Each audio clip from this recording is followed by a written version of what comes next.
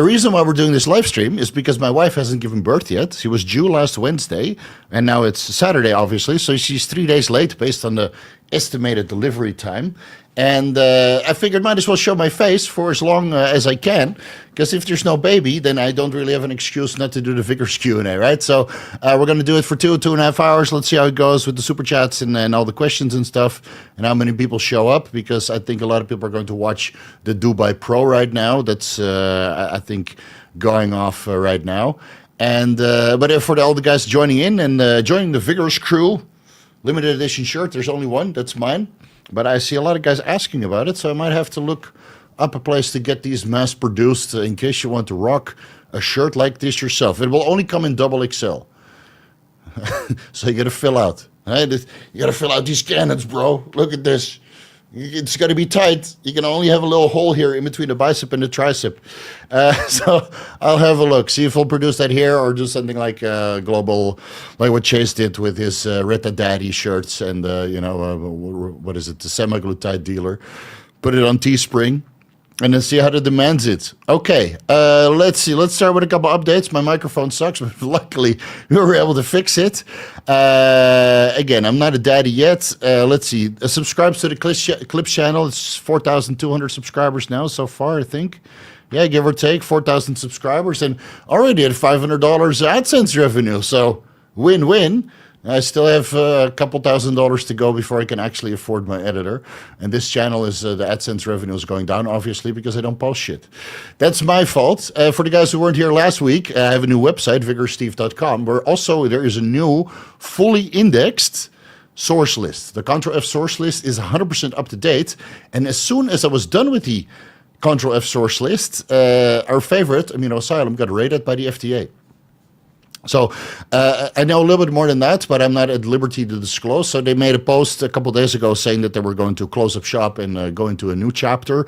They were going to refund all of the open orders for the people that placed an order during the time of the raid. And we're just going to refund it. So a lot of people of you that placed an order, paid for it, but didn't receive any product because they can't send it out, obviously, with this raid going, a lawsuit or whatever. So you probably already get some sort of update email where you can fill out some sort of questionnaire and your banking details or a refund place. And then a lot of people are already refunded or in the process of refunding. And I believe that they're going to pay out all of their affiliates as well. But that's probably later on. So customers first, and then I have to see the legal fees, and then affiliates, I'm assuming last. I mean, I've been watching their back. They've been watching my back for the last couple of years. I've been with Amino Asylum for 3 years, through all the ups and downs, through all the YouTube channels getting deleted, through all of our Instagram posts being deleted, to all of us getting shadow banned. Right? Amino Asylum, Anabolics Anonymous, one of the most hardcore gray area peptide websites out there. They were the most gray area out of all of the gray area peptide websites. That's why they had Ment and injectable YK11 and injectable pre-workouts and all kinds of amazing products. And unfortunately, they got raided, so they will no longer continue. Of course, there's plenty of alternatives, but I just want to, give a shout out. I should have a glass of whiskey here, but I raised my glass to Amino Asylum for the last couple of years and never really heard any complaints regarding their products or their service or their shipping or delivery and that kind of stuff, unlike some sources, right, where fucking communication is terrible and then I have to intervene.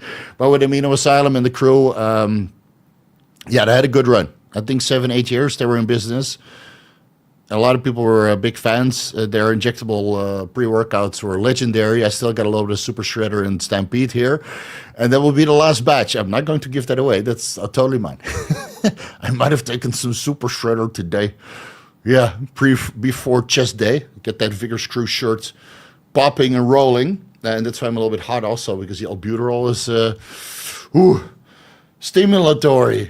How many milligrams albuterol is there? 2 milligrams? 1 cc per pack, man. Holy shit.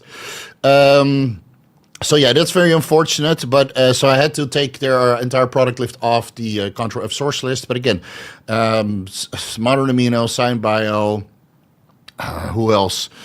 and of course all the pharmaceutical suppliers like 24-hour Re-Up and Anabolic Pharmacist, PCT Mart, all those guys got the enclomiphene and the SERMs and the HCG and all the PCT drugs that you might need. And then Modern Amino and Science Bio are pretty close regarding their selection of growth hormone secretagogues, injectable pre-workouts, injectable aminos in general, and other kinds of research chemicals that you might be interested in researching for yourself for your next PhD or school project. That's all research purposes, not for personal consumption, guys. So Amino Asylum is gone, but not forgotten.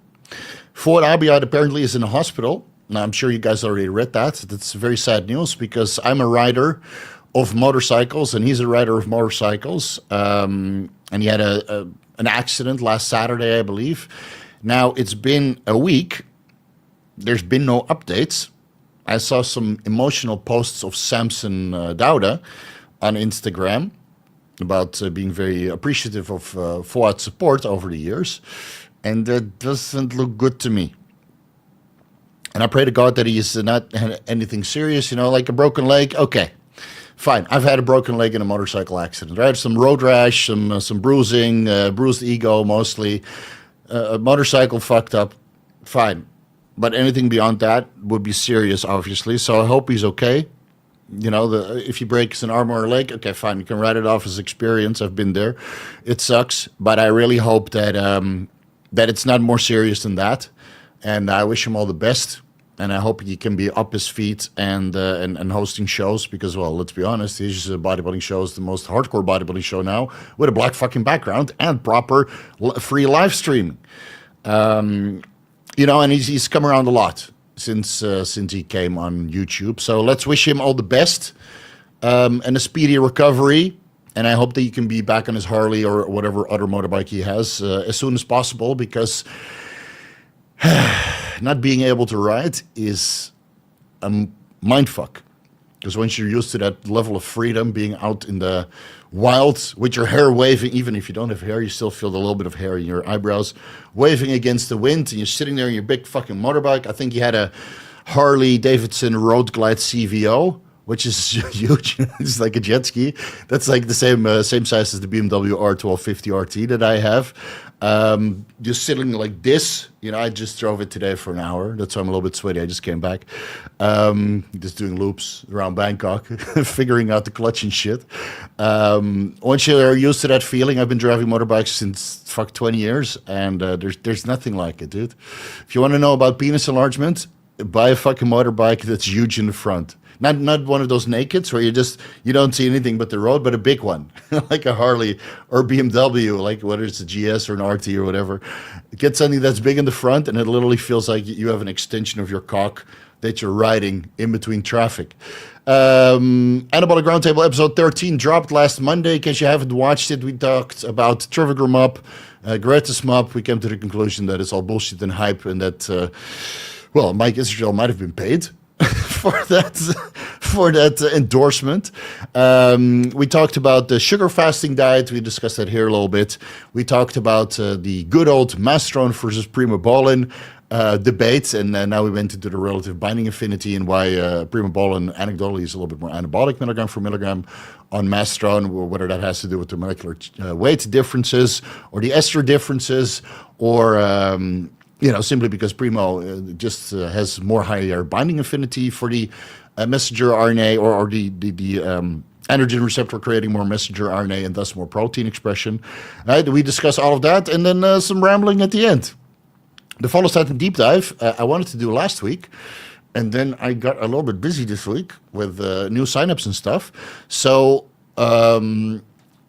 what happened is that I decided to combine my personal experience of Follistatin 344. Blood work was like basically identical, before and after. No changes there. So I'm going to skip over the blood work and the before and after pictures because it's going to be a waste of time. It's just going to be like a Follistatin deep dive. So I'll put my anecdotal experience with Follistatin 344 in there, and then I combined it with a Follistatin deep dive on what are the serum levels in humans, what increases Follistatin levels besides the epicatogen, the YK11, and then I go into the Anabol and Exercise, obviously, that increases follistatin levels. It's well documented. So it's basically like my anecdotal experience with Follistatin 344 and the Follistatin deep dive. I just put it into one.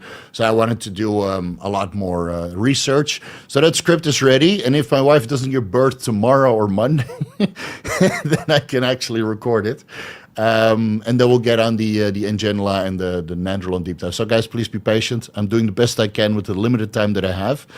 And and guys, for the injury and surgery recovery protocol, it's linked down below. You don't have to super chat me for that shit, right? Don't have to super chat me for that shit. It's free. It's right there, free in the comment section. So please, please, please, please, do not super chat me for a TB500 project. All right, let's. We have already been swearing and talking about drugs, but let's do the intro disclaimer nonetheless, and then we can get started.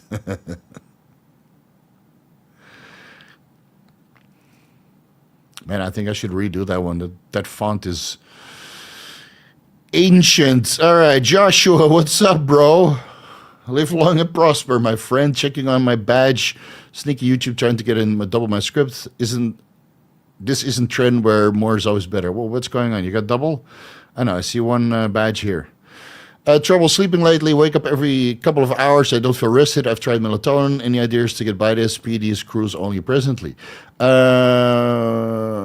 Maybe you need a CPAP, right? Maybe you have sleep apnea. That's undiagnosed.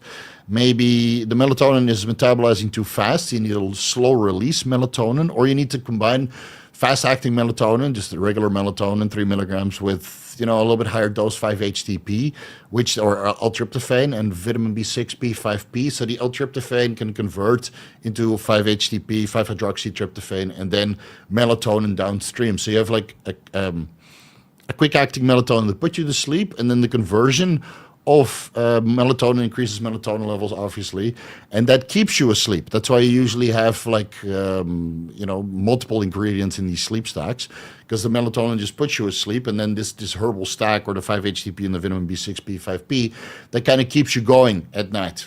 Make sure that the room is dark. Make sure that it's cold. Put a fan on the foot end of your bed. Sleep in a blanket that's permeates the air, so you can keep your body temperature cold. And if you don't feel rested, that's usually just a sign that you need a CPAP, man. And even on a PED, if you're on a cruise, that could be a case. And yeah, what Joshua said, 1.5 grams of GABA knocks me out, but, the next time you might feel groggy, unless if you take GH, yeah. Take some Ngenla. I'll sleep like a baby, dude. Fuck. 10 IUs. Let's see. He's going over his sleep stack. These are all good recommendations. So you have GABA, 500 grams or 500 milligrams to 1.5 grams, or you go with gabapentin. If you can get it, it's in the source list. Yeah, it is. L-theanine 200 milligrams. 400 is a little bit too high, in my opinion. You could just skip the caffeine a little bit earlier. Melatonin up to 60 milligrams. I would fucking end up like an old man, but if that's your jam, then by all means go for it. And yeah, don't take Tren before bed, obviously. If you have a prescription for Seroquel, okay, here we go. All right. Steve needs diaper money. Yeah, I don't know about you guys. I mean, the cryptocurrency market has been sideways, except for pump fun. So I put some money in there, and I'm up 60%. So I have to keep my close eye on it, because it looks like it's about to get it's going to pummel down. Yeah, that's the first diaper. Always feels the worst. All right, let's go over this rambling. It has nothing to do with the live stream. Audio's messed up. Yeah, we worked on that. We're live on the Mariana train. Hey, man, you need to get one of those diving suits with embryonic fluids from The Deep. Do you guys remember that? The Deep with Kurt Russell? No, not Kurt Russell. Shit, it's such a good movie. I'd have like a little station at the bottom and then they have a trench, and that's even deeper, and then the guy needs to go into the trench that's 11 kilometers deep. I'm not sure if it's the Marianas Trench, and he has to wear diving suits where he doesn't have oxygen, but he has embryonic fluid. That's basically what the babies breathe.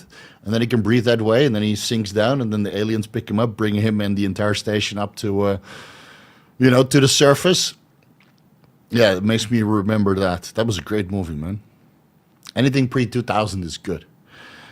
Thailand internet powered by coconut fiber. Oh, yeah, 100%. All right, we're on point now. Let's see. How many IUs of GH is too much from a risk perspective? 8 IUs daily has been tried. IGF-1 levels are higher than 6.7 IUs daily. I mean, medically it's prescribed up to 18 units, but a risk is mostly if you have pre-existing cancer, and that you can easily diagnose with a cancer analysis, which I have videos about, and doing a full body MRI to see if there's any nodules or areas that look a little bit sus, that you might need to do some additional biopsies on just to see if you don't have any cancer growing. But a real risk of growth hormone is that you get broke, or that cancer grows, proliferates uncontrollably. And that's the same with TB500 or BBC157 or insulin or growth hormone or high carb diet. And I mean, some cancers are very susceptible to glucose. They really feed on glucose. And if you have a lot of glucose, then of course you're feeding all of this cancer, a lot of stuff to help with proliferation. So a risk perspective, okay, you might get a little bit of carpal tunnel. That's a side effect. I don't consider that a risk. It's something you have to deal with. Water retention, fucking deal with it. Man the fuck up, right? The more cheeks you have, the more you can get down on the peach. It's trust me, dude. When I was off cycle, and now on cycle, that's been a while. Now on cycle with I'm TRT, but I'm on 10 IUs of equivalent growth hormone coming from the Ingenla, being 6 milligrams. And with cheeks, it's way better than no cheeks. So, the only risk that you have if you go on 8 IUs to 10 IUs growth hormone per day is that there's a lot of face sitting. And if you turn around, you fucking purse her down, you 69 it, and then it's fun for the both of us, I mean, come on, man. Who wants with the jawline and the sunken in cheeks? It looks good in pictures, but it's highly unproductive. If you know what I'm saying. So yeah, cancer, carpal tunnel, water retention. Slowly build it up, deal with it, and don't take too much. Daddy Steve, has low-dose naltrexone ever crossed your radar? I know people who take it, but I've never really looked into it. What is it? It modulates the opioid receptors. Apparently, it's being used for weight loss. So this is the last thing you look into for weight loss, right? We have the traditional fat burners, the traditional appetite suppressants like clenbuterol and zibutramine and phentermine, and like even melanodyne 2 or a bolus dose of growth hormone will blunt your appetite. And then we have the new age fat burners like SLUPP332 and mirabegron and retatrutide or tirzepatide or semaglutide or dulaglutide or liraglutide or masdutide or survodutide or cagrilinotide. I mean, if you can't do it with that, what the fuck, dude? You don't need low-dose naltrexone. What is it? Opioids, right? Low-dose before you guys make fun of me.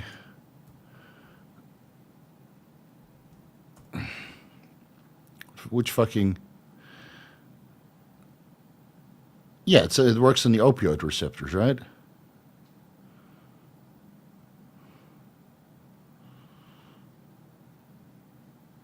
A, K, and O. Yeah, okay. So at least I got that right. But that's the extent of my knowledge. I know people use it for all kinds of things to come off opioids, obviously, to come off kratom, to come off, other issues, help with sleep quality. I mean, it's a very potent anti-inflammatory from what I understand. So it has its benefits, but for weight loss, I would put it after DNP and BAM15, man. Honestly. DLO or DLO or DLO. We know that Nandrolone is good for joints, but how good is it for bone mineralization? It's probably the best. Been having some bone loss issues with my lumbar spine. So Nandrolone works by increasing bone mineral density through two pathways, is one of which is that through the progesterone receptor and the androgen receptor, that's a little bit of a synergistic effect. It increases bone mineral density to a greater extent than most other steroids do, mostly at least greater than testosterone. It's been well studied. That will be in the Nandrolone deep dive. And since Nandrolone is a metabolic intermediate in the conversion of testosterone into estradiol, by taking exogenous nandrolone alongside testosterone, if you don't take the exogenous testosterone or HCG or Clomid or whatever, your testosterone levels will be low. So if you combine testosterone with some sort of way to increase your testosterone levels, this testosterone will convert more into estradiol, and estradiol really contributes to bone mineralization as well. So you have a testosterone that contributes to bone mineralization a little bit, then estradiol, which contributes to bone mineralization a lot, and the nandrolone is the whammy on top. And then you got to make sure that you take your magnesium, your calcium, your phosphorus, vitamin D3, and vitamin K1, K2, MK4, MK7, right? And then you stay in a little bit of a surplus. And then some growth hormone, also good for bone mineral density, and Anavar, also good for bone mineral density. So if you want to improve your bone loss, this is basically what I did when I came off that hefty cycle at the end of last year and then did my lick surgery. Growth hormone, Anavar, TB500, BPC 157, and then a hefty dose of vitamin K and vitamin D3, and then testosterone. I didn't take the nandrolone, but I only had small holes in my legs, which are now almost closed. But I could have done the nandrolone in there as well. Yeah, so that would have been a good stuff. Again, you can't have good bone mineral density if you don't take the micronutrients, the magnesium, the calcium, the phosphorus, the vitamin D3, and the vitamin K.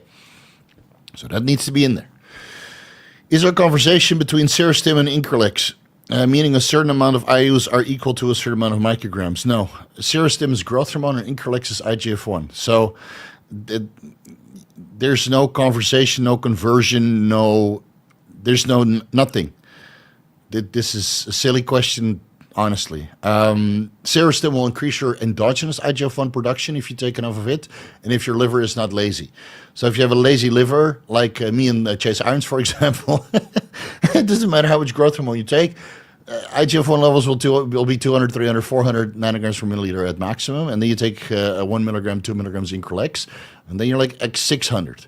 So no, there's no conversion, there's no conversation. Serostim might increase endogenous IGF-1 levels, but if your liver doesn't really cooperate because your estradiol levels are low, or you have non-alcoholic fatty liver disease, or the gene transcription isn't there, or the timing is off, or you have a boatload of fructose in your diet, then or you take metformin, or berberine, or turmeric, or all that shit, then IGF-1 production is not going to be that high, and then you need to source Increlex, right? If you can source Serostim, you can probably source Increlex. Allegedly, it's coming from the same source in the US. Or so I've heard. And then all you need to do is spend that Bitcoin and get yourself growing. Ronald's been watching your content for years and learned a lot, even as a half natty. Thank you. Okay. Thanks for the $5 tip. Much appreciated. We'll go into my shake tomorrow at the Cheesecake Factory. I missed Stampede already. Yeah, I miss it too, man. Ellie and Lily behind this raid wouldn't surprise me. I mean, that they've been really hammering on all of the guys that are selling GLP-1s or GLP-2s and 3s. And that's why they've been changing their name for legal purposes. But how long can it last? Generally speaking, is there a bad outlook for other research companies or issues specific to AA? I don't know. I don't know if it's specific to AA. Again, we don't have so much information. I mean, they were probably the biggest. They've been the longest around, and that gives the FDA plenty and ample time to build a case and then rate that shit. Maybe there's some lobbying, maybe some pressure from Eli Lilly or Novo Nordisk or whatever. Like, these guys have been operating for 8 years. They're selling our products, albeit generics from China, and I want them gone. Okay. They build a case, and then they go on to the next one. So maybe 5, 6, 7 years from now, some of the newer peptide companies are they're building a case. Maybe Chase or Modern Aminos. It's risky, man. Doing business in the U.S. is fucking risky. It's the most lawsuit and rated, and that's why I never wanted to open up a company there or do my own peptide company. If I do something, it would be from outside. But I'm basically retired, dude. So I don't need to go through that entire process. And I'd rather put my money in crypto, watch it accumulate, and then take it out when I feel like it. And if it dumps 10%, okay, I'll take a loss. But if it pumps 80%, then I'll take that fucking crypto gain. And that's way more efficient for me. So, but yeah, doing business in the US, man, it can be extremely lucrative until they shut you down. And that's just like Science Bio was shut down for almost a year, and now they got their back end sorted, and now they're back, right? And I think, what is it called? Peptide Sciences. They're probably also one of the biggest, and they probably got a whole lawyer team. You know, they're very good at marketing. They don't take any affiliates. Or they pay somebody like Ryan Huffington. He always shows their peptides. So he's probably paying Ryan Huffington to show the peptides, but not talking about the brand specifically. So that's good for marketing. But they don't take affiliates. So by taking affiliates, you're running the risk. And fuck Amino Asylum, everybody was the affiliate. Village Bike. And that's good for sales, but it also shortens your lifespan, right? So you have to make it airtight. Get a couple lawyers on board, and it's part of doing business in the U.S., man. If you're really good at what you're doing, you're either going to get sued or you're going to get raided. You know? That's the U.S., man. Like if you do it here in Thailand, you get a warning first, and then you sit down somewhere, you talk it out, and then you don't get raided. You might have to pay a percentage of your profit. Brandon Line, what's up, man? Thanks for the support. Yeah, this is how. Shout out to the feds. Middle finger emoji. Yeah. Amino Asylum and their team had a couple setbacks. You know, they never published that. So, you know, if you know, you know. It's really a shame. But I hope that they do well. Right, somebody's trying to promote their own peptide company. It's not going to work. Nice try, dude. Nice try. Are you saving the cord stem cells? Not sure if that is available. Yeah, so here the stem cell collection from the placenta and the cord is possible, but we're going to leave the cord pulsate until it's white and then cut it. And then I think the stem cells are gone. And honestly, we looked into the applications. I might do like a placenta pizza or something. Apparently you can eat that shit. But no, I'm just happy with the baby here. And if I want some stem cells, I'll fly down to Mexico and get that comped. Because I'm a celebrity now. I don't need to pay for that shit. So if I want some, some injections in my face, then yeah, I could do it. All right. A lot of people freaking out about modern aminos. Let's see. Hey, Steve from Seattle. I've been there. I've been to that restaurant close to the airport. It was great. Man, what was that place called?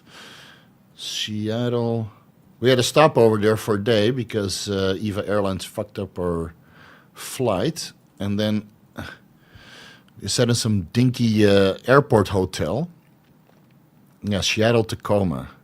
13 coins. Oh, man. I ate there like 3 times. I was so fat after that. I got great food over there. Okay. My girlfriend and I love the show. What do you think about SS-31 before Mots-C? Is there any synergy or other Reddit comments that make things up? No, there is a synergy. I might be experimenting with that particular combination right now. A lot of energy. Yeah. A lot of energy. 1 milligram Mots-C and 2.5 milligrams SS-31. Both are mitochondrial peptides. Now, I've done a lot of research on Mots-C, and I've done very little research on SS-31. I ran it in the past solo, 5 milligrams per day, or 3 times per week or something, and I got nothing out of it. But that was without SLU and without methylene blue. So that was with NAD, NMN, and Mots-C, I think, 5 milligrams twice a week. And I got very little out of it. But now in a stack of SS-31, Mots-C, SLU, 20 milligrams SubQ NAD+, and then 800 milligrams NMN. Excuse me. That's fire, dude. It's laser beams out of your hand. Now, the problem is, what I've noticed after being off these mitochondrial peptides for 6 months is that I reintroduced it, right? And then you get this surge of energy for like 4 to 5 hours, and then it kind of goes away. And then I go to the gym in the evening, and I feel a little bit fatigued, like drained. Could be the Ingenola, obviously. So before leg day, I have to dose the SS-31 and the Mots-C again. So on leg day, I take 0.5 milligram Mots-C and like 1.25 milligrams SS-31 in the morning. And then I say the other dose of the day for before leg day, and then I'm wired again. So it's basically the same as injectable ephedrine. You have to take that pick-me-up twice per day, and then you get like a surge of energy for 4 to 5 hours, and then it puts you to sleep.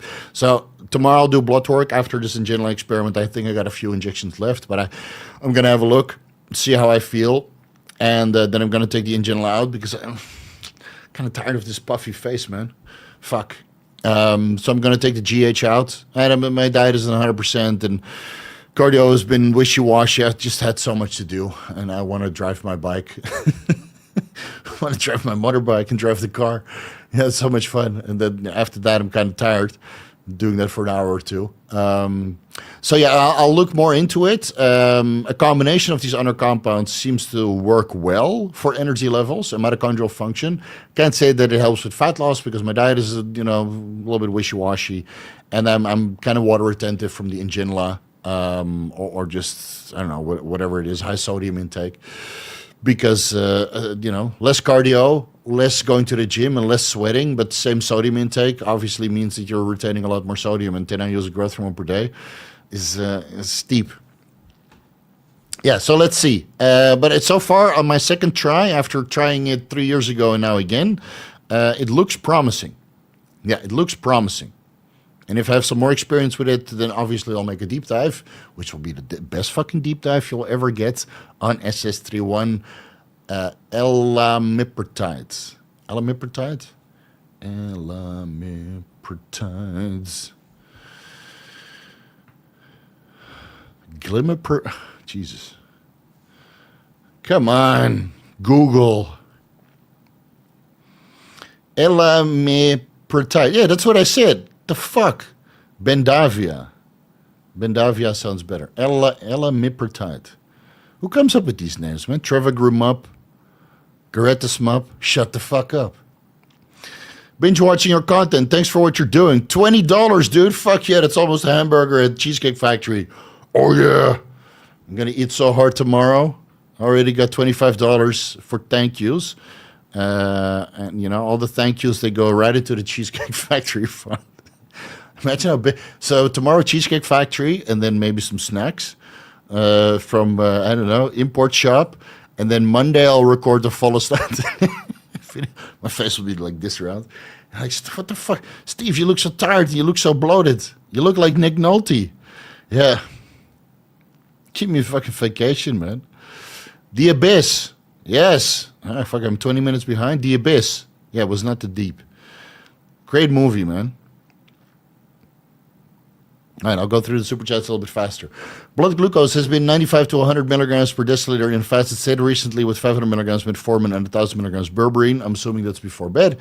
Blood glucose dropped back to 100 within 1 hour of a large carb meal. No insulin growth hormone in play. 10% body fat. Next step. It could be that you're waking up to an alarm clock, and before that, your cortisol levels rise to wake you up. That your body kind of times that cortisol dump or cortisol increase in the morning before your alarm clock goes off. And then you get glycogenolysis from the liver, increasing your blood glucose levels. So why don't you wake up an hour earlier tomorrow and check your blood glucose levels then? It's probably like 70. So... And maybe you're overtrained. Maybe instead of the metformin and the berberine, you need to take Gurelamine Calm or Emodin to bring your cortisol levels down. that dropped my blood glucose quite a bit when I'm like overtrained in a certain point, and you feel that your cortisol levels are going up, but you're not really ready to take a week of rest. Then you take some Gorillamide Calm or ashwagandha root extract or Imodin or all the above, and then you continue for 1 or 2 more weeks. And then the cortisol stays suppressed and your blood glucose levels stay in range in the morning, but then you're fucked. Then you're fucking destroyed. That's what happened to me after a Follistatin experiment. It was like, oh, can't move, man. Everything hurts.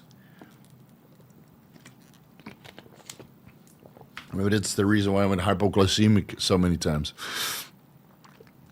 You know? Anabolic climbing. Hey Steve, have been using your TRT Plus protocol. They suck less. Okay, to suck less at rock climbing. Weighted pull-ups are up 65 pounds. Holy shit, that's nice. You can pull 40 pounds up a 20 millimeter ledge, and I can almost do a 1-arm pull-up. Thank you, dude, and cheers. Okay, another $20. Now we're at $45. That's definitely a meal tomorrow. Thank you so much. Happy to hear that it's working. Look into amoxapine. I discussed that in the, you're paying $20, so might as well give you some fucking drug advice, even though you didn't ask for it. Look into amoxapine. It helps with hand-eye coordination, and especially if you do jumps from one rock to the next, it seems that you have better motor control. So I look into amoxapine. I think the dose was 100 milligrams 3 times per day. Reasonably short half-life, but I could be a little bit mistaken. So I think it's the 3rd video in the Optimized Endurance, or the mitochondrial support videos, and otherwise just type it in. You'll probably get something in timestamp. So amoxapine, Mexidol, and that will help. So I recommended that to a couple of rock climbers or guys that really do hand-eye coordination, even darters, and they fucking love it, man. They fucking love it. Or motorcyclists, right, that really like the amoxapine, because it works a little bit like a nootropic. It helps with contractile capacity because it has a little bit of stimulatory effect, and it has some antioxidant properties. So look into that, and then let us know with another $20 super chat a couple weeks from now how that worked for you. And don't go to Cosmic. We're done with fucking Cosmic nootropics, man. Jesus fucking Christ. They were withholding like 30% of my my fucking affiliate sales, because people were sharing my code on Reddit, and they think these people they're not coming from you, Steve. We're going to withhold your, and they were the most needy fucking affiliate ever. So we're done with Cosmic. We got RU Pharma, and even Anabolic Pharmacist has these kinds of products. So go there and use my codes. Don't send any more business to Cosmic. Those guys can fucking suck a dick. I think they owe me like $5,000, or if it's not even more. Michael Biehn, the most underrated action star, Terminator 1, Aliens, The Abyss. And he was in a movie recently also, right? Yeah, Michael Biehn is the GOAT, man.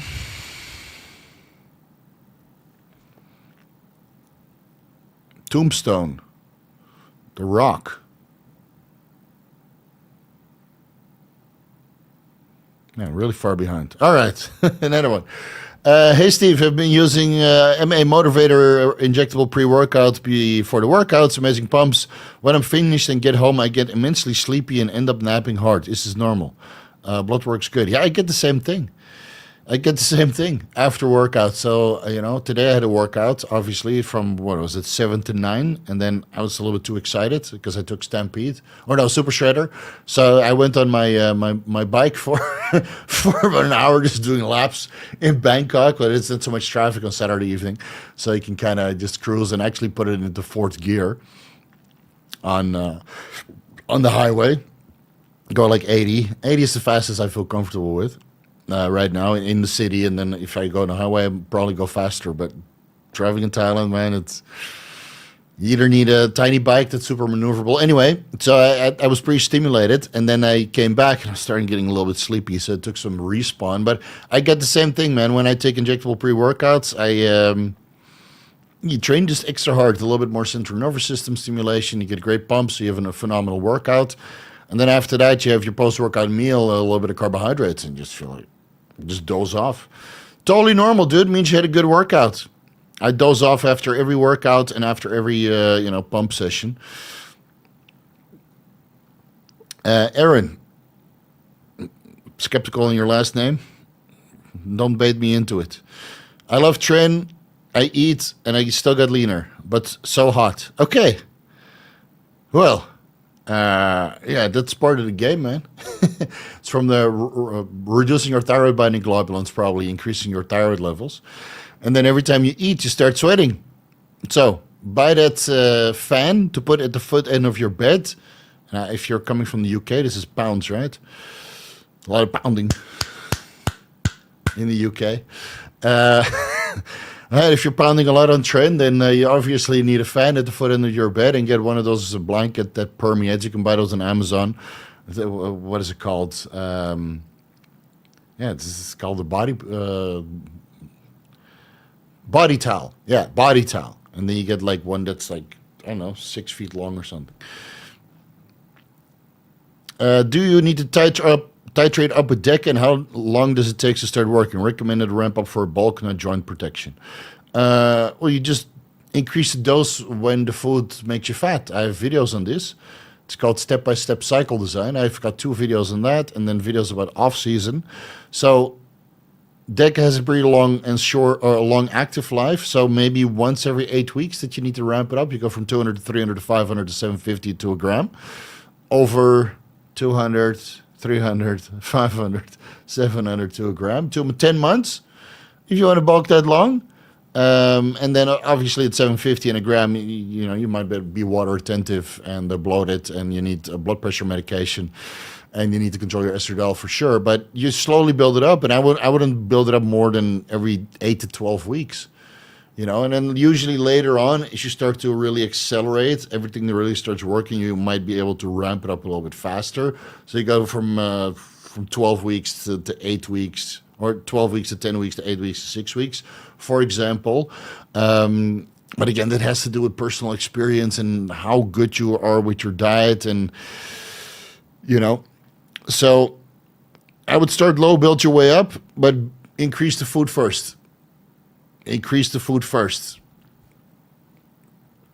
It's not always necessary to bump up the drugs. All right, guys, I'm going to have to go a little bit faster because we're way behind. Did you hop back on test right when your wife was pregnant? No, I hopped on before because we did IVF.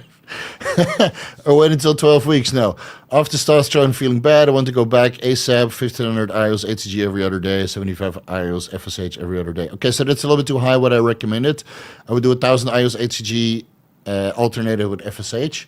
That is usually enough to bring fertility levels back within 6 to 9 months. Yes, it's going to take long. I have a 2.5 hour deep dive on this, describing everything you need to know.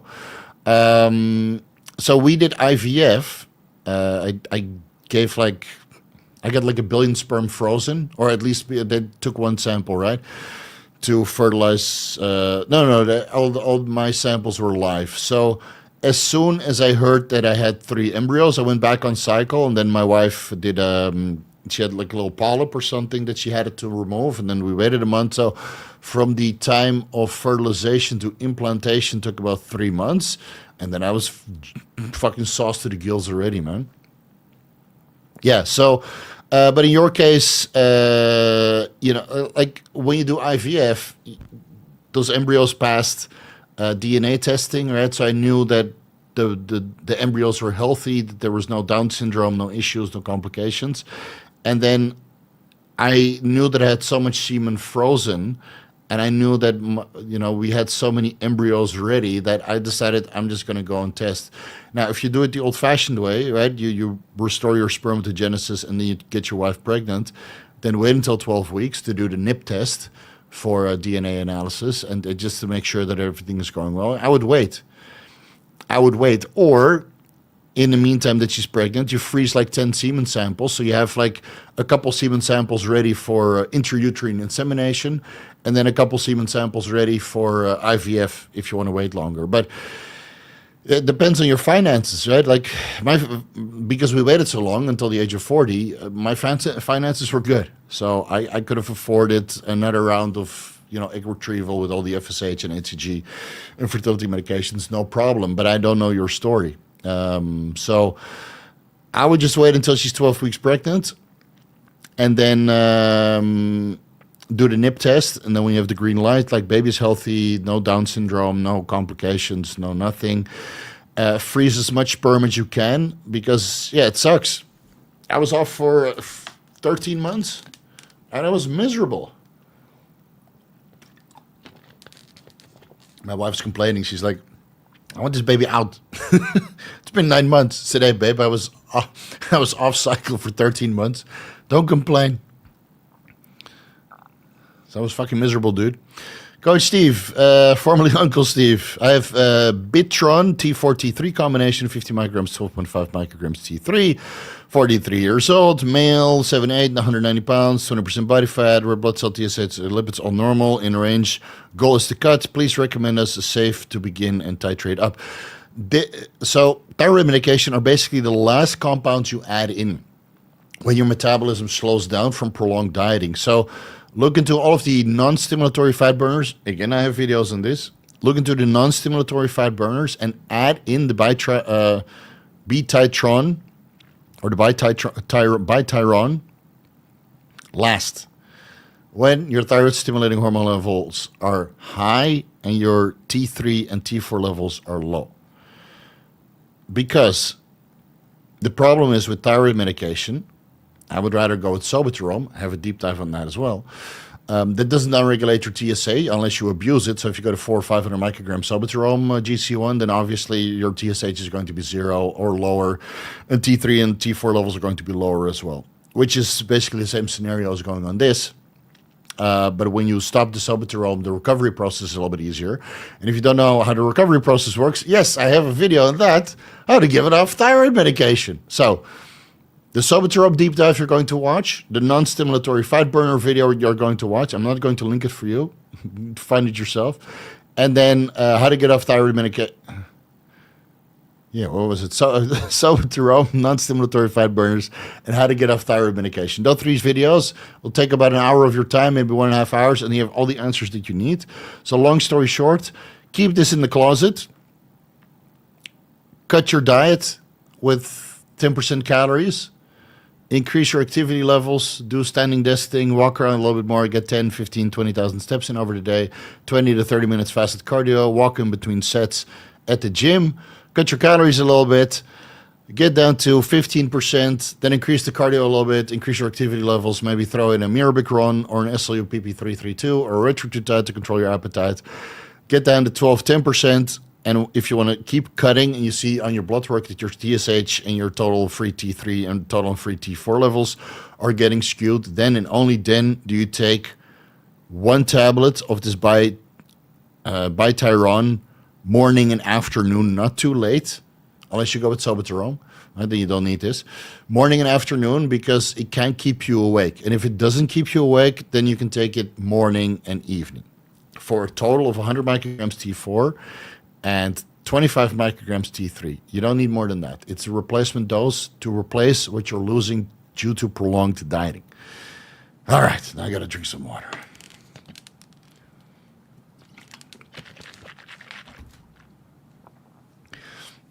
David Fry, this is going to sound junky, but have you ever run L-carnitine IV? No, but Chase has.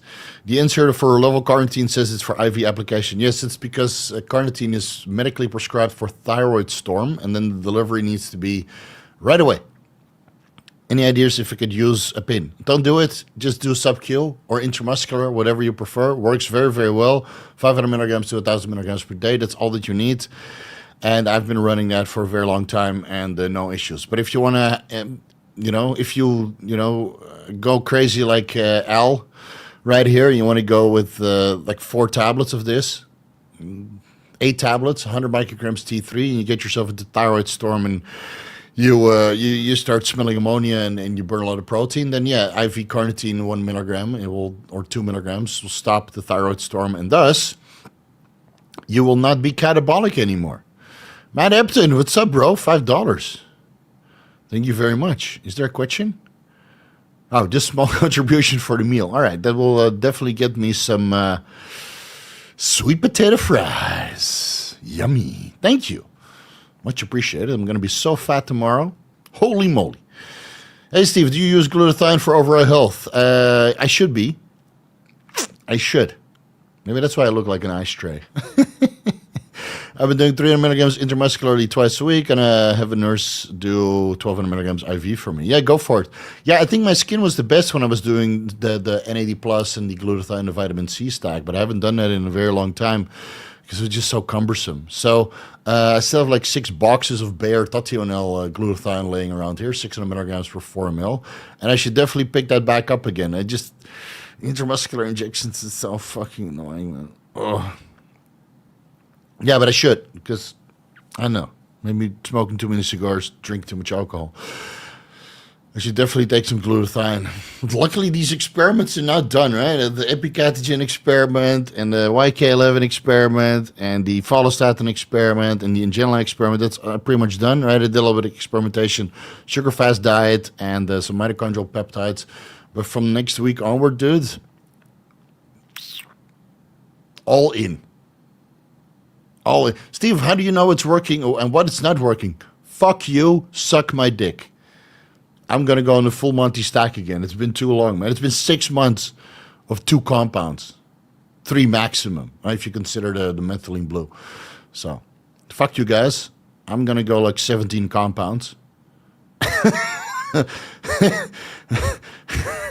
And go fucking Vigorous again. So yeah, I should add it in. Thanks for reminding me. I should definitely put that back in because I don't look so bad, man. Look at this skin, dude. Fucking marble. All the girls want to fucking lick it. Like a pin instead of using an IV bag. Yeah, no, don't do it. Just do SubQ Carnitine. Chill the fuck out.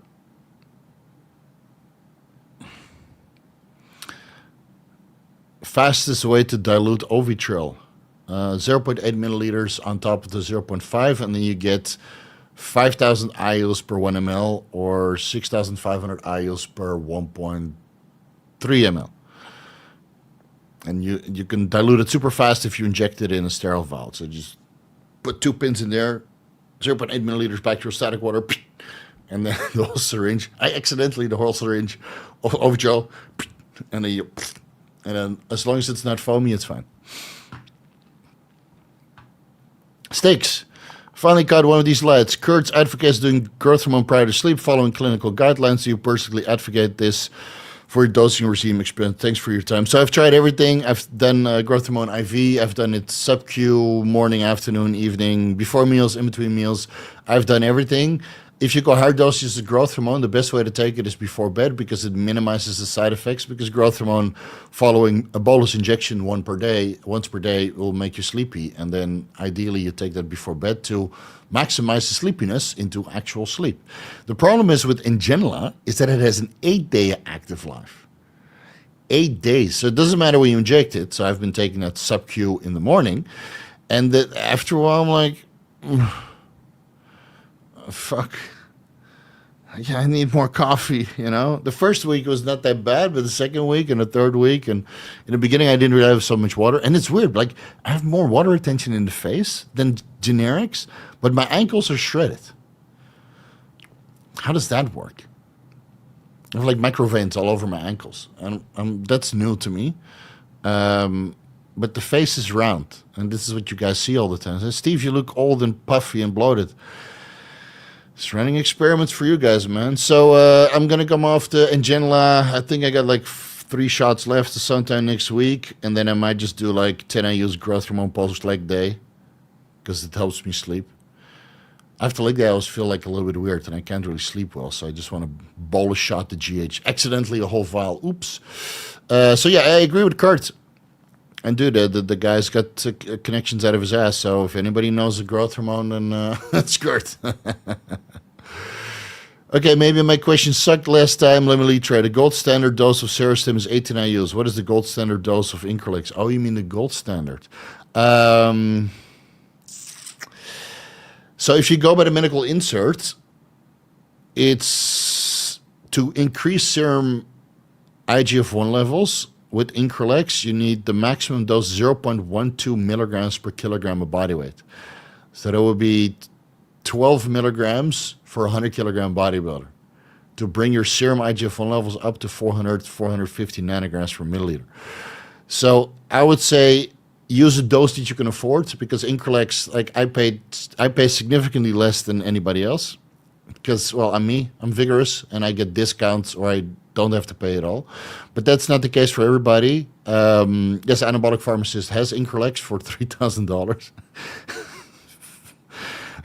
I would never pay that, but if you really want to try it, let me see, where's my fucking calculator? Calc.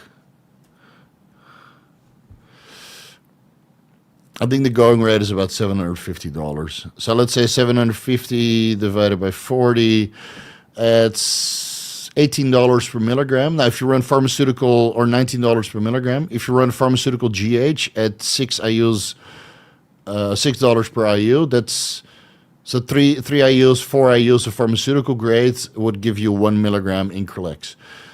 So if you're running 6 IUs pharmaceutical grade, 6 times 6, 6 times 6 is $36 minus $19 divided by $6. I think if you run 3 IUs pharmaceutical grade and 1 milligram Increlex, so let's say 3 IUs Serostim and 1 milligram Increlex per day, you'll get better results for the same price compared to 6 IUs Serostim per day. Yeah. But the gold standard dose, it varies for everybody. And the gold standard, Serostim is not 18 IUs, man. Most guys would get great results from 6, 8, 10, 12 IUs onwards. It's just 18 IUs for cancer or HIV patients to bring their white blood cell count up and their T lymphocyte up. Otherwise, they will die because they're HIV positive and their immune system is fucked. So 18 IUs of growth hormone is the gold standard to make you less immunosuppressive, immunocompromised. That's why we see blood work when you take steroids. Like, white blood cells have androgen receptors, right? So if you take steroids at pretty high dosages, your white blood cells in serum go lower, and it's probably because you shorten the half-life or the active life of the white blood cells. So you produce them in the same amount, but they just get destroyed faster. So you produce the same white blood cells that get destroyed faster, and red blood cells you produce more when you go on steroids. Now, growth hormone starts to produce more white blood cells, so you kind of balance it out. So if you go on 10 to 12 IUs growth hormone, you see that your white blood cells are maybe, instead of 4,000, 4,500, they're like 6,000, 6,500, give or take, for the same dose of steroids. So you have, what, 20, 50%, 50% increase, give or take. That's a significant change. And when you look at the differences in the HIV studies, I can't remember off the top of my head, there's also a significant change of a doubling or tripling of the white blood cells. So that prevents them from having complications, right? Because if you're immunocompromised, then you get sick from the smallest cut, and then you die from a tiny infection that most people could fight off simply because your immune system is fucked. So, and with Increlex, the gold dose, if you read the medical insert, which you can just download online, 0.04 to 0.12 milligrams per kilogram of body weight for children to bring their IGF-1 levels up to a certain amount where height velocity is increased, right? It's a drug that is used to increase height velocity for growing in children with short stature, and perhaps in combination with Anavar. Don't get any ideas, teenagers that are short. No short kings allowed in this question. So the gold standard for Serostim is for HIV patients, and the gold standard for Increlex is for short kings. Are you a short king with HIV? Start low, build your way up. Capiche? You get it? Can you run methylene blue with 100 milligrams of tren, 300 milligrams of test, 100 milligrams of masterone per week, or will dopamine levels be a concern? No. Next, you'll be fine. Good luck. Watch the deep dive. Aaron, another pound donation. It's like you're like the lowest donator, dude. It's like fucking $1. What the fuck? Here's free ice cream. Fuck you, dude. That's Dairy Queen. Go fuck yourself. Here's some ice cream money. What kind of ice cream? What kind of poverty ice cream is this?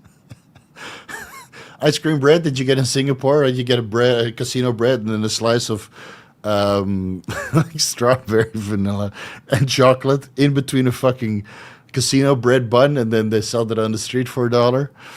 Nice try, bro. Kurt stack, 50 tren, 50 anadrol a day, 500 tests a week, 25 micrograms T3. All right, good luck with that.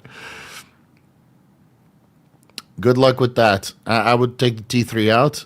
You'll sweat less. You'll be more anabolic.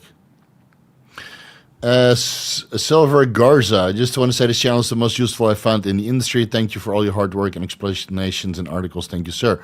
Another $5. So now we're at 51.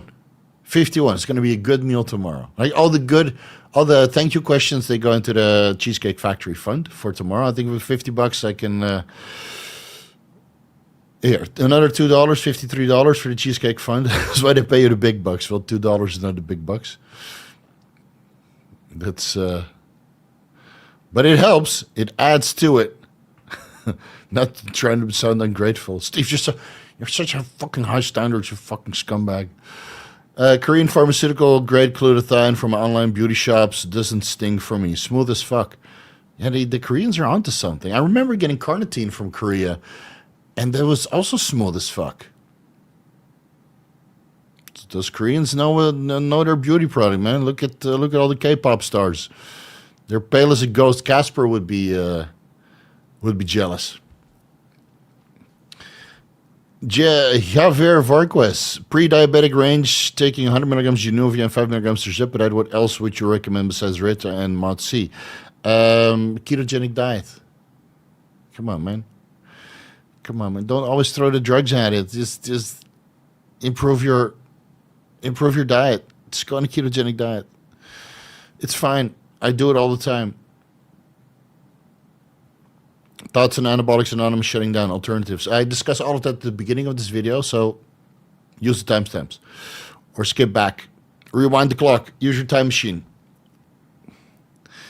Thoughts on adding black cumin oil as an ancillary. I don't know what it does.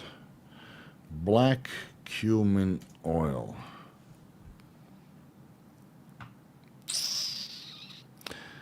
Black seed oil. Anti-inflammatory, antimicrobial. Psoriasis, asthma, hair loss, acne. Is this the one with a lot of gamma-linoleic acid? Good for skin?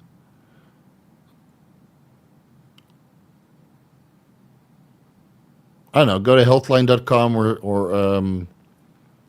what is the other one? Examine.com and search there. I don't know off the top of my head. Sorry. Yeah. Steve, I'm a member for 26 months. Can you see my question earlier? All right, let me scroll up.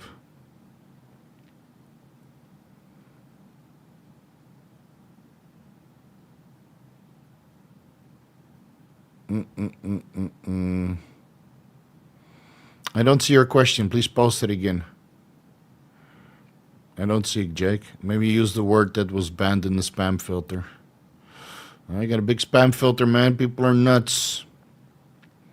I don't see it. Please post it again.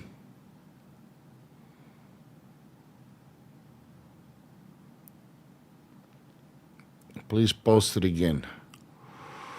Oh, I missed this one. Does growth hormone impact prolactin, or is that only a problem with certain growth hormone secretagogues? From what I understand, it's only growth hormone secretagogues, but growth hormone shares a good amount of amino acids with prolactin, and that's why it can cause gyno. And would you say that most people hit IGF-1 at 300 with 3 IUs? It's very individual, man. It's going to be different for everybody. I know people that have an IGF-1 of 800 with 2 IUs growth hormone. Like Aaron, for example, his IGF-1 levels were like 400 naturally, and then 600 on a little bit of shitty Chinese generics. Going to do bloods and try 3 IUs soon and curious. It depends on everybody, man. So just do your blood work, see what happens. And run the growth hormone for at least a week before you test.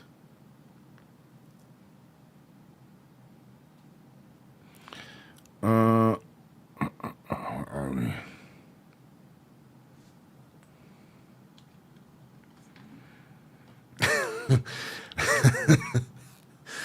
Good one. I'm her daddy. I'm also a cat daddy of 7 cats.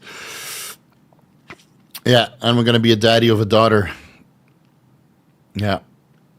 I'm going to be a daddy of my wife, Jadzia, my daughter, and then we have twin Rova, cat number 1. Midnight, cat number 2. In which order? Link, cat number 3. Skull Kid, cat number 4. Foxy, cat number 5. Foxy Armagoma. There's no black character in Zelda, so we had to name her after the spider, but Armagoma sounds so lame, so we call her Foxy Armagoma. Foxy for short. Foxy is a very relevant name for a black cat. And then we have Zelda, obviously, and Ganon. Yes, I'm the daddy of 9 individuals. And we had 2 outside cats adopted, but unfortunately they passed away because they both had leukemia, so they didn't have long to live. So we're very sad that happened recently. But I was the daddy of those 2 stray cats as well. They had a fucking good life, man.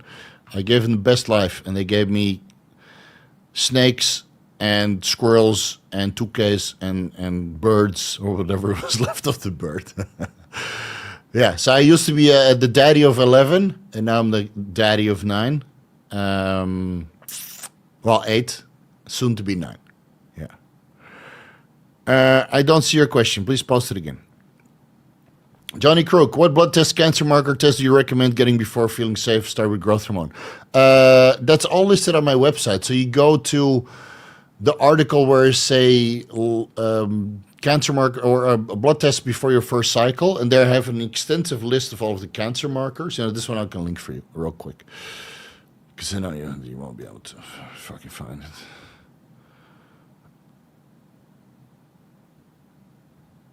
Articles, man, this new website looks good. So good. All right, it's linked in the description section. There I go over all of the cancer marker screenings and why it's important, and all of the blood tests as well before your first cycle. So go have a look there and get the pinning or get the drawing. Ice cream is good with cheesecake or peach cobbler. Yeah, usually I get like a scoop of ice cream on the side. I really hope to have some new limited edition cheesecakes at the Cheesecake Factory tomorrow. And then we'll put some fucking vanilla scoop ice cream on the side. Because, man, if you're going to go crazy, then you might as well go 100%. And I might have some metformin and the Xenical on the side. Chads, a month ago, I was waking up with multiple times a night. Startled, panicked, and anxiety increased. Uncommon for me. I was only running Primo 50 milligrams, Nandrolone 50 milligrams, Test 250 milligrams. I don't think that was it. It could be. But if you work up startled, panicked, and anxiety, that could be from sleep apnea. So please do a sleep study or watch the how to self-diagnose yourself with sleep apnea video. I have a video on that. Just look for the one where you see a Neo pulling out, the fucking breathing mask from the cocoon in the Matrix, and then watch that video. I give full instructions on how to self-diagnose sleep apnea, and then you just have to buy a secondhand CPAP machine online somewhere, and it's like $300-400 or something. An ResMed AirSense 11 with a nasal pillow that works the best for me, and it's like $500 in total or something. So that could be it. Yeah, that's probably it, man. That's probably it. Or you have a sudden bout of high blood pressure or something. But for that, you would need like some sort of Aura Ring or some sort of other sleep tracker. And then see how that goes. Yeah, you're sending me a whole wall of text. Dude, no. No. I gave you my thoughts. Just wanted to tip $5, and now we're at $57. Finally, my wife can eat. I just wanted to tip. I'm half natty peptide addict, but you changed my life with thinking about longevity with diet, lifestyle, and health supplements. There you go. Mission accomplished. There you go. Vigorous as fuck. Yeah. Is it worth purchasing epicatogen? Type that into the search bar and you get a whole deep dive on it. $50K US dollar crypto stalling from my Exodus wallet. Oh, fuck, man. Fuck. That sucks. What do you recommend for storage? Well, you have those storage wallets, right? You have ledgers, and what is the other one? Cold storage. Wallet. God, what is the other one? Trezor. Yeah, sorry. Trezor. So you get a Trezor, you get a ledger, and you don't put more on there than you feel comfortable losing. Because every cold storage wallet can get damaged, and every cold storage wallet can get stolen also. So you have to spread it around, man. You have to spread it around. Multiple exchanges, multiple Exodus wallet. Like every laptop I have an Exodus wallet on it. just for a little bit. Multiple cold storages, some at home, some safe in a safety deposit box in a bank somewhere. Spread it around, man. Now for $52,000, you probably better if you split it into threes. But if if you're a big player, then yeah, spread it around. Don't put it all in one wallet. I see these will addresses with 100,000. Well, of course, they're companies, right? So maybe that's the way they do it. But fuck, man, spread it around. Keep cycling through addresses. Just leave your footprint as low as possible. There's plenty of non-KYC exchanges. You never keep your fucking money on there, though. Like Binance is reasonably okay. And keep in mind, every Bitcoin cycle in the bull market, everybody's making money. It's fine. But you remember FTX and all of these other cryptocurrency exchanges. Once the bull market is over, take your money out of the exchange unless you want to do a trade. And if you do want to do a trade, send it to like 5 different exchanges and get the liquidity. Because once the Bitcoin bull market is over, a lot of these exchanges will fall, and you don't want them to fall while your funds are there. So if you have 5 Bitcoin, as an example, make it easy. You send it to 5 different exchanges, 1 Bitcoin each, so they only hold $100,000. You do your trade into stable coins or into Bitcoin, right? You send $100,000 worth of stables. You get your Bitcoin, you put it back into a wallet, ideally 5 different wallets. Because, I mean, yeah, it's fucked up, man. The more you keep in one place, the more they can take away from you. So you got to fucking spread it around. And for that, you need a good Excel sheet to keep track of all of that. Yeah, it sucks, man. But cold storage is a way to do it. But it's not the only way, because cold storage, again, how much do you feel safe keeping on a cold storage device that can also have mechanical failure or can be stolen or water damage? Or imagine if you take a cold storage through one of those X-ray machines at the airport, one of the older airports, and then it irradiates your cold storage to the point that you can't read it, right? Yeah, man.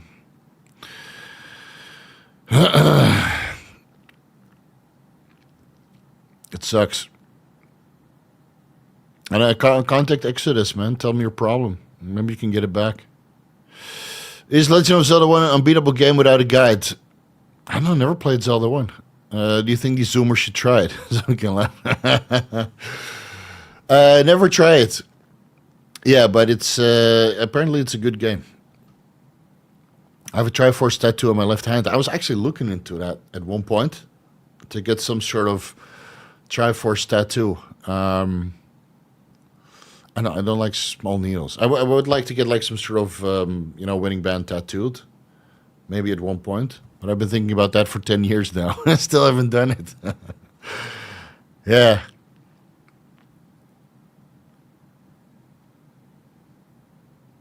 Steve is surrounded. Fuck yeah, I'm surrounded by pussy, dude.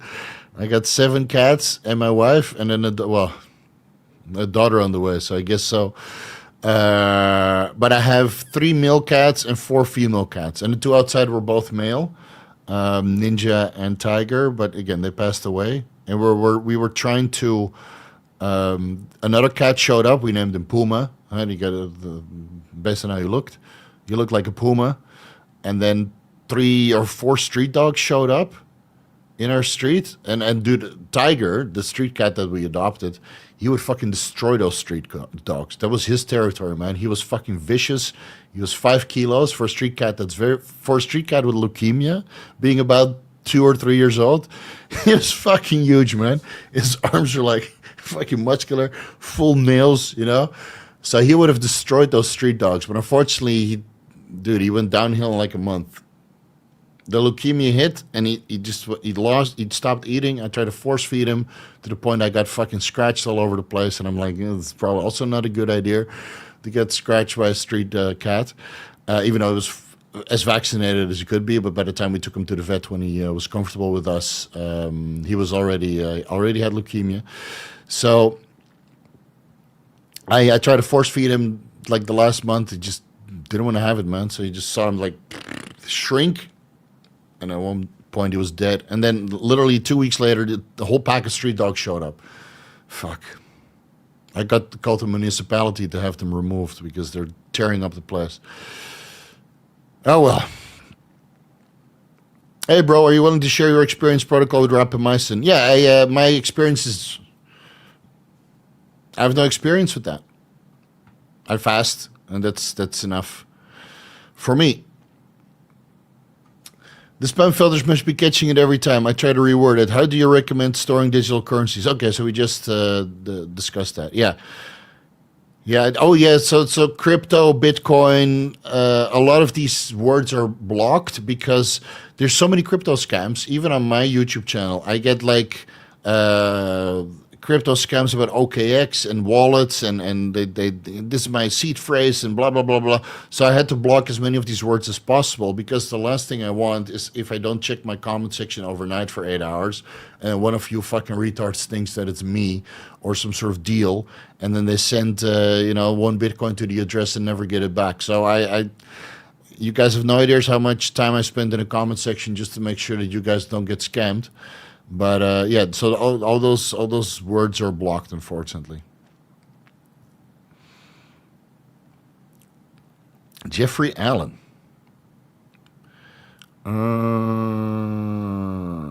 Here. Can dutasteride interfere with DHT derivatives like Primo since it's a DHT blocker? No. It's a 5-alpha reductase inhibitor preventing the conversion of testosterone into ditestosterone. If you want a DHT blocker, you'll have to go with an androgen blocker like aldosterone, spironolactone, or RU58841. So dutasteride can only block the conversion of testosterone into ditestosterone. I was able to take Anavar and Primo before I got on dutasteride. Now I can't do either without very high anxiety. Okay, about what? Anxiety about hair loss? So no. You can take dutasteride with testosterone, but if you're worried about hair loss, then Anavar is going to give you hair loss. Primo is going to give you hair loss. Winstrol, any kind of DHT derivative will give you hair loss. The only hair-safe compounds are Nandrolone and Dianabol. Allegedly, you can run those together, but it might turn you into a beta male cuck, So I don't think it's a good idea. But no, if you want to block the androgen receptors in the scalp, get topical RU58841, and then you run 25 milligrams twice per day. I believe that's the protocol. And then you can run whatever you want. But don't ask me. I'm not a hair loss expert. So do some additional research. I recommend sending money to me if you some personal checks so that's safe. Just send cash, man. Cash is king. Cash is king. I bought 3 M clips, the money clips. I think a gold one with black alligator leather, a gold one with black stingray leather or skin, stingray skin, and another one with alligator, stingray, and shark. Yeah. Because I love fucking cash, dude.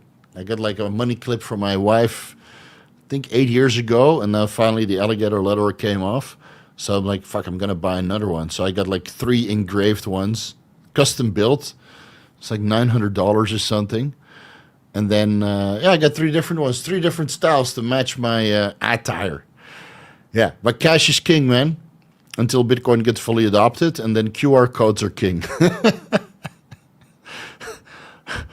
You just pay for something.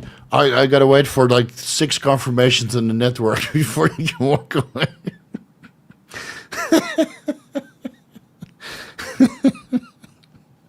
You see that? Imagine going to the grocery store. You transfer your Bitcoin. See, so you gotta wait until it confirms on the network. Yeah, Bitcoin is going to be the future, not that speed, dude. Not with SegWit Lightning or all the speed.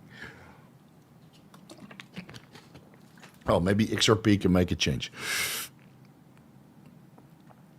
Said, on my first cycle, bumped testosterone from 350 to 450 and growth hormone from 3 IUs to 5 IUs. Gained 5 pounds in 2 weeks. I'm a water balloon now and feel super fat. Haven't modified steps cardio diet. Should I be concerned? It could be that your estradiol is high, that you gained water from the growth hormone. Or maybe you just need to man the fuck up. Look at my face. I'm watery as fuck too. Does it matter? No, it's part of the game, man. You'll just get stronger. So start training harder. And your body will acclimatize. But yeah, it could be that your estrogen went higher and maybe you need a little bit more aromatase inhibitor. Yeah, 3 to 5 IUs is a big jump. So maybe you drop the growth hormone back down to 3 IUs, see how much water is coming off, and then keep the test the same. Because the changes of water retention from growth hormone can occur in 1 to 2 weeks. But with testosterone, it needs to metabolize down to 350 milligrams per week, and that takes 4 to 6 weeks. So reduce the growth hormone first. But don't sweat it. If I have a cheat meal, a few hours later, I'm absolutely crashed and have to sleep it off. 4 months into a cut from 90% body fat to 10%, that's anything to do with it. This didn't seem to happen before. Yeah, you're just super insulin sensitive, so you go to this insulin roller coaster and then you get sleepy. So for your next cheat meal, take something that's less invasive on the glycemic index. And then you should be okay. Yeah. Garrett, I'm not sure if I missed it, but it's the Follistatin experience. So that's finished, and I finished the Follistatin script, and that will be dropping as soon as possible. I hope so. Which do you recommend from the experiment so far? So epicatogen worked, but it really sent my C-reactive protein to sky-high levels, so I can't recommend it. From all of the formulations of YK11 that I tried, oral, sublingual, and injectable, I like injectable YK11 the most. And then Follistatin 344 just made me super lethargic and hypoglycemic all the time. But it did give me insane pumps and the most pronounced effect regarding muscular contractions, none of which were permanent. None of which were permanent, but I only ran it for 3 weeks. I did 1 week on, and then I was so fucking tired that I took a deload. I'm like, fuck, man, I need a break. I did like 4 weeks on the epicatogen, then 6 weeks on the YK11, then 1 week on the Follistatin 344, and I was fucking done. I took a week off, and then I did it for 2 weeks to kind of restart the project. So thank God for my affiliates to donate all of this Follistatin 344 because it ain't cheap. It's like $60 to $80 a vial, and I did a vial per day. I had a good time, but I hypoglycemia and lethargy, and as long as I was in the gym, I had great energy, and the pumps and the contraction, and it was fucking insane. The pumps were fucking nasty as fuck.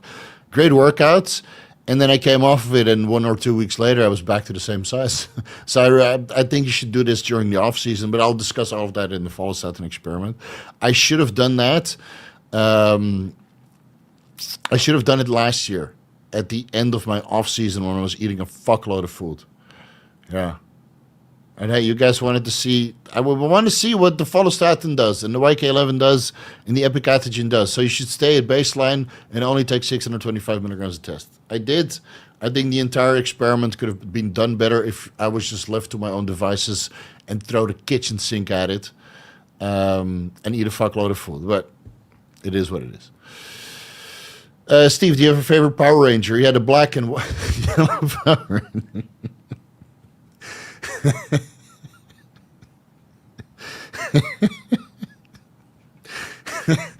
Yeah. The red Power Ranger is not the Native American. Why? And the white Power Ranger is not a full Caucasian. That was that guy was Spanish. But the black Power Ranger and the yellow Power Ranger. I never really watched the Power Rangers, man. But Rita Repulsa, after 10,000 years, I'm free. Time to conquer Earth. Oh man. Oh man. I'm a samurai pizza cats kind of guy. Samurai pizza cats. Oh yeah. That's what I watched Sunday morning. Double transformations, dude. When they got the power armor in season 2 or 3. Oh, fuck. Samurai pizza cat. Samurai pizza cats. Don't they have like a little... That should be something. Oh yeah, statues. $300? Fuck, man. God, this series was fucking epic. I don't even know is it. Oh, it's by Saban Entertainment. Yeah, so it's anime. I'm gonna scroll on some of these sites and see if I can get some Samurai Pizza Cats figurines. I'm not paying $300, man. Jesus Christ, that's insane. eBay.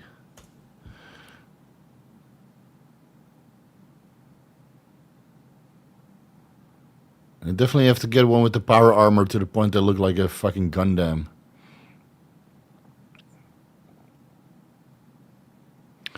Samurai Pizza Cats and Biker Mice from Mars, man. If you know, you know. Sounds like Tiger at Roid Race fighting 5 dogs. Oh yeah, man. This guy was vicious as fuck. He fucking destroyed every other cat and the neighbor's dogs. He wanted to kill them. And then for me, God, I miss this guy, man. For me, he would just fucking show up and give love and give pets. And, yeah. This guy was the best street cat ever, dude.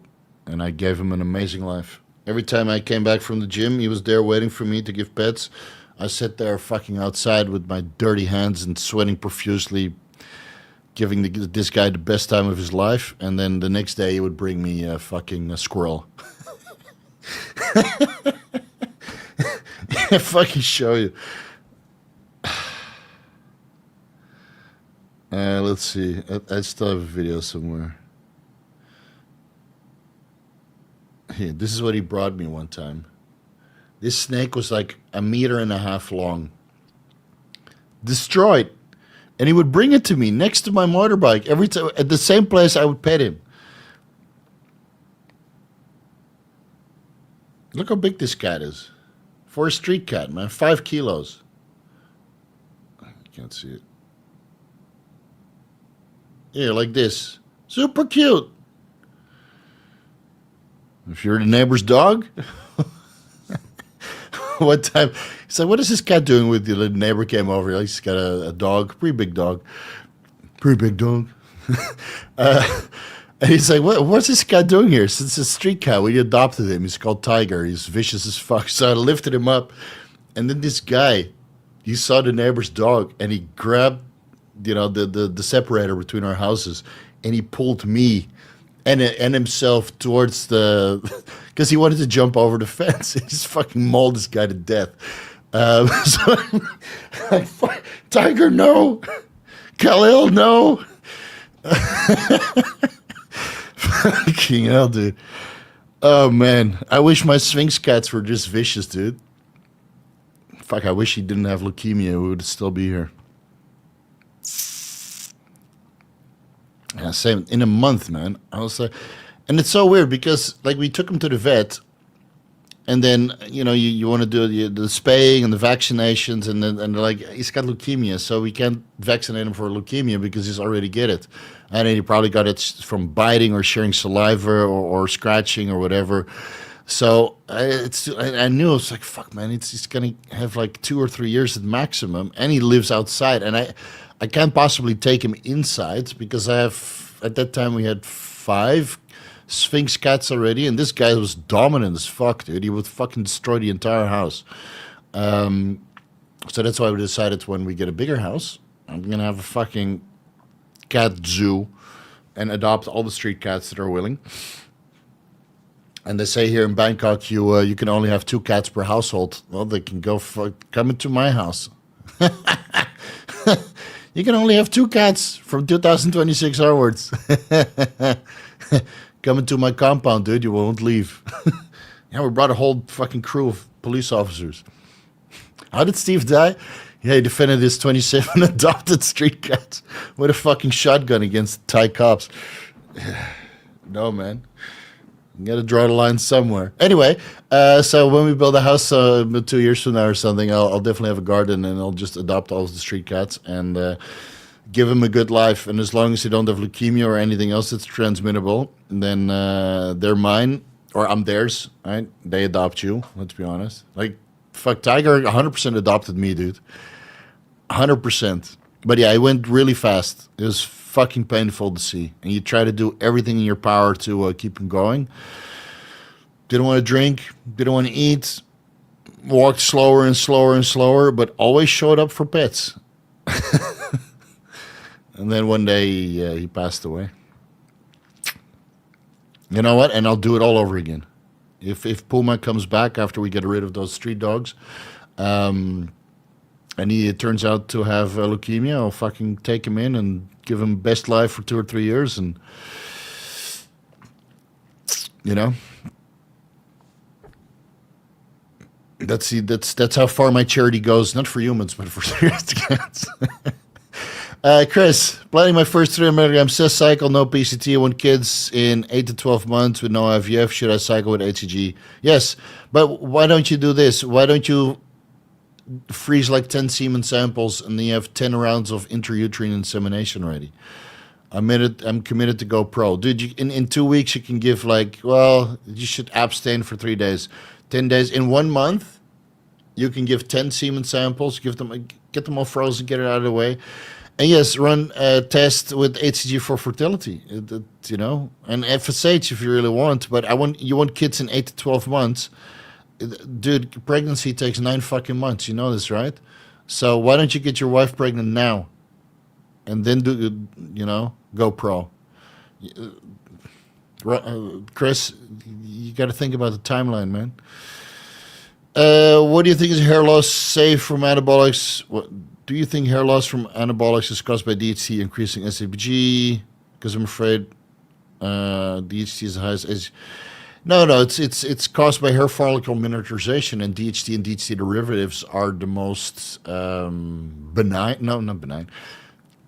The most invasive when it comes to hair follicle miniaturization and the loss of blood flow to the scalp. But you can offset that with minoxidil or was it ketoconazole? I don't know, man. It seems so trivial to me. But no, I'm not specialized in this shit, guys. I know a lot, but when I don't know, I just say I don't know. So I don't know, man.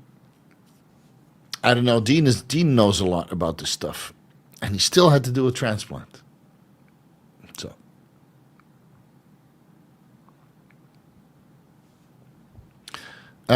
hey Steve, you have inspired me to do my first fast. I'm currently on a cut and considering doing a fast on my last week of the diet. Is it a bad idea or bad time to do it because it might be too catabolic?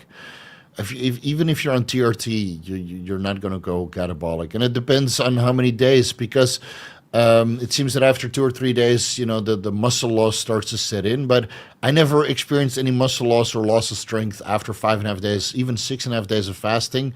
Then 1 day of food, the next day in the gym, or next week in the gym, I'm just fucking kicking ass.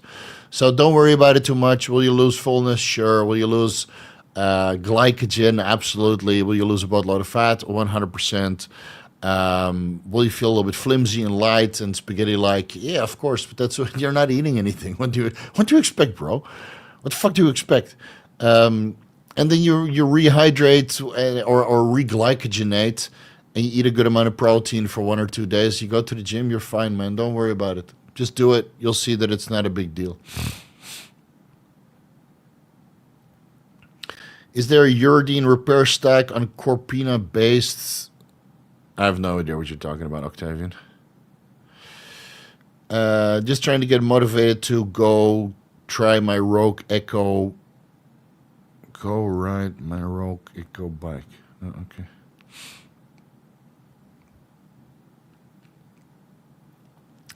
I'm doing 400 milligrams test cycle and start losing my hair. Am I doomed in the long run? Yeah. Yeah, if it's already happening now and just test alone from converting into DHT. But hey, man, salt palmetto, pygium, reishi mushroom extract, finasteride, dutasteride, RU5841, ketoconazole, minoxidil. Just look into those things. Yeah, they're all, helpful to prevent hair loss if it's androgen receptor related, and in eating healthy and keeping your estrogen high, and maybe taking some GHK copper, zinc, collagen, magnesium, vitamin D3. They all help with hair, man. So if your test cycle is taking all of the nutrients away from your scalp, then maybe that's why you're losing hair. And maybe the reason why I'm not losing hair is because I've been eating healthy since I was 15 years old. I've been cooking my meals since I was like 15 or 17 years old. So I haven't been micronutrient deficient in forever. When I was traveling through Asia and I ate street food, obviously, then I was micronutrient deficient. I'm sure of it. But the rest of the time, I'm eating healthy, man. I'm eating my proteins first, my vegetables first, and then I fill in the rest with carbs and then trace fats in my meals if I eat outside, or complementary fats. But I always eat healthy, and it makes such a difference. And you'll see it with the guys that have hair loss. Their skin doesn't look good. It looks a little bit soggy and soft and just not well hydrated. They look in a chronic state of oxidative stress. They look fatigued and tired. They don't have good energy levels. Their libido is off. So it's a systemic thing, and hair loss is one of the side effects of them not taking good care of themselves. So, it's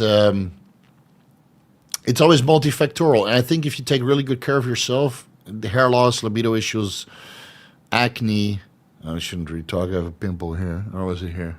Here. Yeah, one pimple. 4 years old. Must be the chocolate. I think if you take good care of yourself, you shouldn't really have tremendous issues. Unless you're genetically fucked.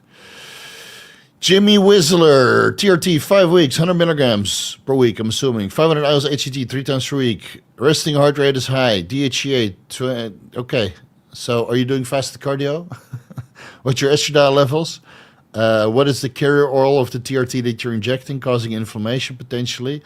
Where were your testosterone levels before? Maybe your testosterone levels are too high. Do some cardio, man. Adopt your body to this increase in testosterone, because if you take 100 milligrams of test and 500 IUs HCG 3 times per week, your serum levels might be 700 to 900,000 nanograms per deciliter. And if you were at 200 nanograms per deciliter before, or 300, that's like 3 to 5 times higher. Of course your body's going to be like, what the fuck, bro? All right, finally you're giving me some anabolism. So do cardio, eat healthy, go to bed early, and everything will sort itself out. All right. Estradiol is 168, so that's normal. DHEA is a little bit on the low side. I would leave out the DHEA because that can convert into testosterone and estradiol. So start doing some fasted cardio, and you'll be fine.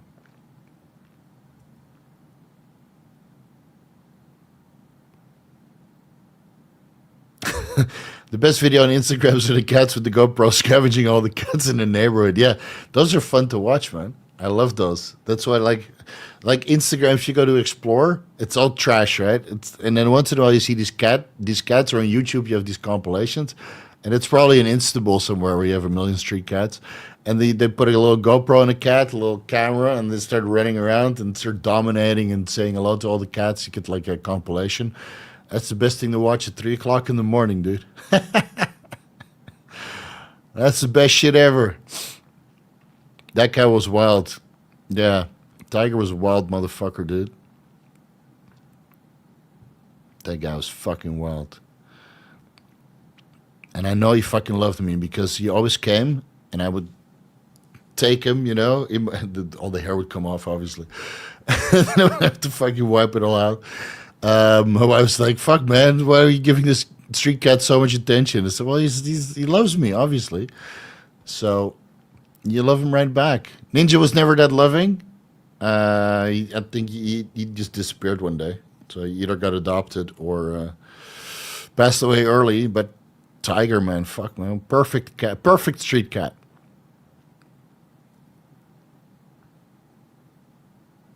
Yeah, missed that fucker. Tiger, no. Am I that late? Yeah, I'm over 10 minutes late. Hey, Steve, can you bring some clarity to the fat loss growth hormone timing? Hardin say it peaks 2 to 3 hours after SubQ and take 2 to 3 hours before fasted cardio. My understanding always been 30 to 60 minutes. Yeah, so with new evidence and new ideas, apparently it's better just to take it before bed and then not time it around fasted cardio. So yeah, I've done it before fasted cardio for years, and I always lost fat. Was that from the growth hormone or the fasted cardio? I don't know. You know, apparently it takes some time to go systemic and causes lipolysis, and you know, before that fat is available. But if you combine growth hormone with clen and you know, yohimbine and glucagon, then obviously you get some fat loss. But yeah, I mean, growth hormone has always been a terrible fat burner. Even AOD 9604 and HGH frag 176 to 191 have been terrible fat burners. But it helps in the bigger picture, right? It's nothing like clenbuterol or albuterol or mirabegron or yohimbine or wolsine, ephedrine. Right? Those are the real fat burners. DNP, that's a real hardcore fat burner. BAM15, but it's not something I recommend. So growth hormone is just the icing on the cake, man. Yeah, it's just icing on the cake. On my first cycle, I can't decide if I want to cruise for a while or TRT or PCT. I plan to go into another cycle once my blood markers are good and my body has had a break off the juice. See where your blood work is at and then decide. A PCT sucks. And you lose all your gains. So, but I don't know your age. If you're 20 years old, you should do at least 1 or 2 PCTs before you commit to blasting and cruising, so you know what to experience and you know that you can PCT. Like I did 2 PCTs when I did my first 2 cycles, and then I was on for like 10 years straight, and then I did a PCT to resolve the non-alcoholic fatty liver disease. Then I was on for 3-4 years, and then I didn't even do a PCT. I just megadosed ATG and FSH. So I went off to testosterone, but I still took performance-enhancing drugs. And even that was shit. My testosterone was like 800 and 900 nanograms per deciliter. I was like, what the fuck? This is so low. I have no energy. It sucked. So, yeah, I'm happy to be back on the sauce, man. 200 milligrams a test. Fuck yeah. That's enough.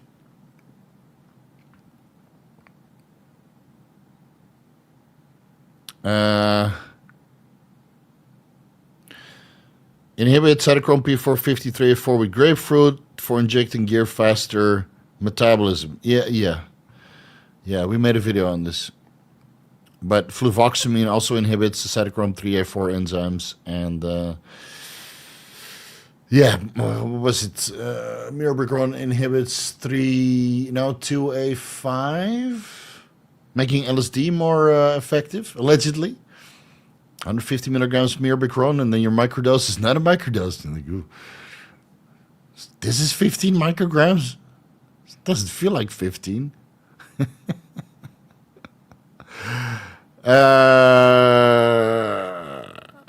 testosterone update feels like the Anabol and Anadrol cosplay.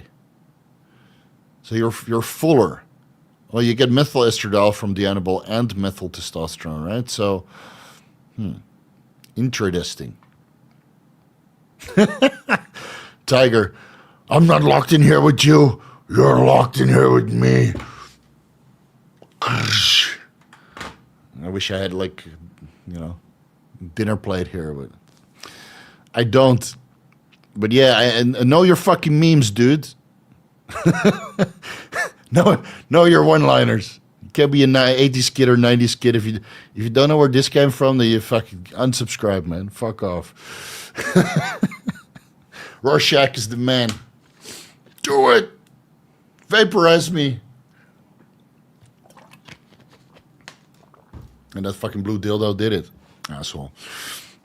Garrett, what do you recommend for recomp cycle? I'm planning on running daily CJC 1295 with ipamorelin, 500 micrograms BBC 1 TB 500, microgram, 500 micrograms YK11. Oh no, sorry.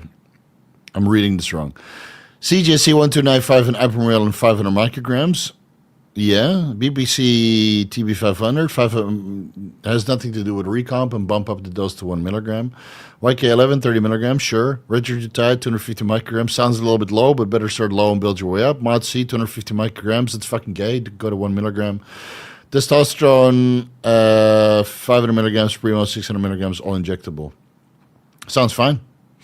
Sounds fine to me. But if I was you, I would do 500 test, 500 Primo, 30 milligrams injectable YK11 per day, 1 milligram retrogitide 3 times per week, Monday, Wednesday, Friday, 1 milligram Mots-C 5 times per week on workout days, and spend your money that you would otherwise spend on CJC and Ipamorel and TB 500 and BBC 157 on real fucking growth hormone. Yes, sir. Real fucking growth hormone. Let's say it all together now. Growth hormone secretagogues, no thanks. Pharmaceutical growth hormone, hell yes. Yes. Yesha. High dose. Plus, what we're clinic in Europe. Europe has a lot of countries.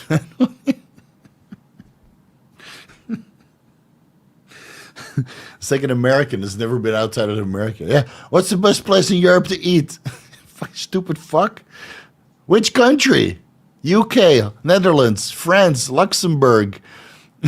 Fuck. Andorra, Spain, Portugal, Italy. Which fucking country, man? I want to use Merrick, but they aren't available where I live. Where the fuck do you live, Judah? What, do you live in Vatican City? Fuck, man. Jesus, fuck. Thyroid stimulating hormone, 9 nanomoles to 41 doing cardio, not fasted, will start. Can you not type like this, bro? This is impossible to decipher. Best place to eat, German. Oh, those sausages. Yeah, German sausages is good, from what I've heard. German beer is also good. Can you please read my super chat, Luca?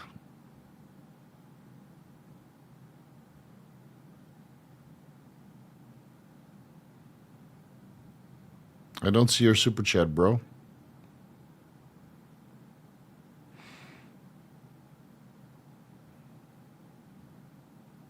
I don't see a super chat of you. Try again.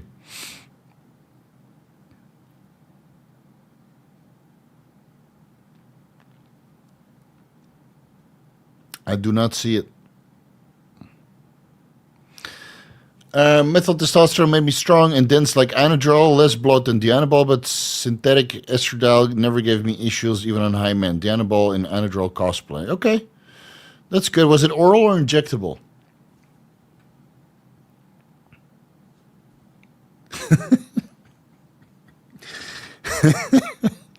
Can't fix stupid, but you can't lighten their wallets. Fuck Joshua, dude. You crack me up, man.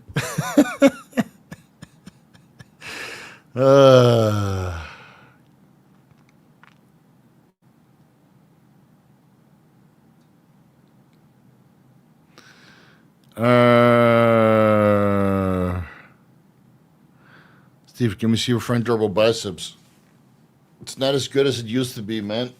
But I'm kind of cruising, so we're right here now. Yeah, it's not too bad.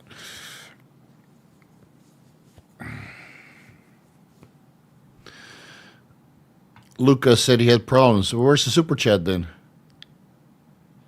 Hello? Can you answer my super chat? Never super chatted.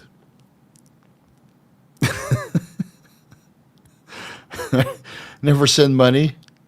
I love it. I love these guys. Look at me, I'm special. No, you're not. Oral methyl testosterone, 25 milligrams daily for 3 weeks, 50 milligrams daily for 3 weeks. Okay. That sounds good. Sounds promising. Then again, so many other drugs to try. How does it compare to Anavar? That's what I want to know. Is it better than Anavar? Is it worth than Anavar? Here, member for 14 months. Mohammed Abdel Latif. I hope I didn't butcher that. Hey, Steve. I'm on a cycle 3 years ago. Started my weekly dose. 840 milligrams test, 420 milligrams primo, 250 milligrams anadrol, 20 milligrams ACE. Blood work markers, hematocrit 47, that's normal. EGFR 105, that looks good. Cystatin C 0.69, gamma GT, also good. Gamma GT 11, also good. LT, AST below 40. Train harder, man. Come on, it should be at least 60. HGL 35, that's very good for the cycle. LDL 190, throw in some ezetimibe, bro.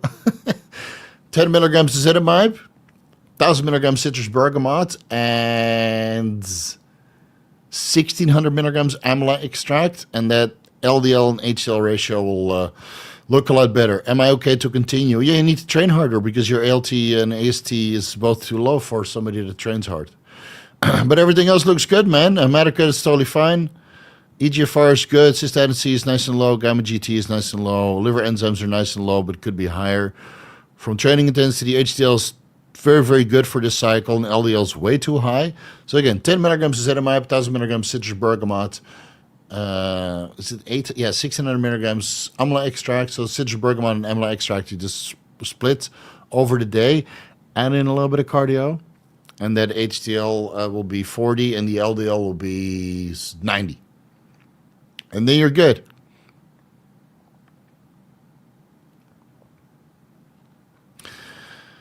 Live between UK, Hungary, Spain. Was easier to say Europe, bro. Okay, so UK has...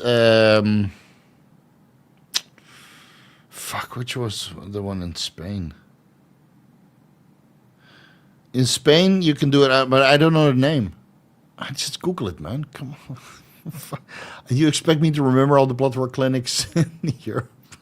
Just fucking Google it. Fuck.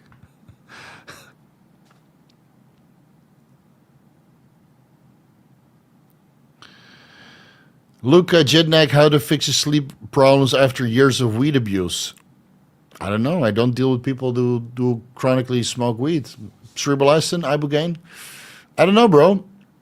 This is a performance-enhancing drug channel. Weed is not what I'm specialized in. And even though I'm from Holland, I stopped smoking weed when I was, 17, 18. And I smoked it maybe once or twice, 3 times in the meantime. I think, it's kind of a lazy man's drug. Yeah, Medichecks. Yeah, go there. I don't fucking know, bro. Ask somebody who specialized in weed. Or, I don't know, drug counselor. Did you watch Squid Game? Yeah, season 1 was fun. Season 2 was kind of meh. More the same. So, let's... and it was a giant cliffhanger. So, let's see if I want to watch season 3. Methyl testosterone versus Anavar. Based on VAR, just felt better with no bloat. Similar strength, but VAR stronger, lower dose. Must bought IG for my findings. Okay, so Anavar wins. So there's no need to try methyl testosterone because I got a whole drawer full with Pharma Anavar. Yes. Steve, do you ever try candy flipping? Candy flipping is mushrooms and MDMA, right? Or is that LSD and MDMA? Oh, hippie flip is the mushrooms one, right? Yeah, LSD and MDMA, yeah. During New Year's one time. Oh, fuck. Oh, my God. And you're peaking right when the fucking fireworks start. And if you know Holland, man, the fireworks is fucking intense over there. So you're like a friend of mine had some college dorm overlooking the city, so you could see like the neighborhood where they have money, right? So, and these fuckers, they would spend like $500 or something on fireworks per house. So you sit there you're sitting on the balcony, this high as a fucking kite, 4 hours into this fucking, what was it, 200, probably 250 LSD and I made 200 milligrams crystal MDMA at the time. So we're talking about, this is like 20 years ago. Yeah, maybe even longer. Maybe 22 years ago. I think I was around 20 years old, 19 years old. So you're like on a hefty dose of LSD and MDMA, right? And the MDMA back then was way more potent. So 200 milligrams, whoa, Jesus Christ, you're rolling your fucking brains out, and then you're contemplating, in the come down if you should add 50 or 100 milligrams, trying to spoon that out of your snow seal, while the LSD is still a fucking. Is this something I know, bro? Is this how much do you think this is? Anyway, and then with the fireworks, 2 hours long. Oh man, crazy, fucking crazy. Fucking crazy. Looking at the screensavers of the 1990s. No, the early 2000s, yeah. You remember on Windows 90 or Windows 2000, you had these crazy screensavers? Life is so simple then, man. Yeah.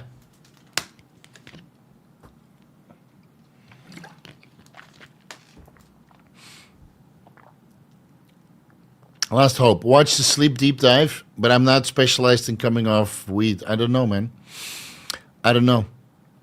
Watch the sleep deep dive. I have 4 or 5 videos on it, and then watch the cerebral action deep dive, and that's all I can recommend. Don't say that you super chatted if you didn't super chat. It's not respectful to the rest of the people who actually do it.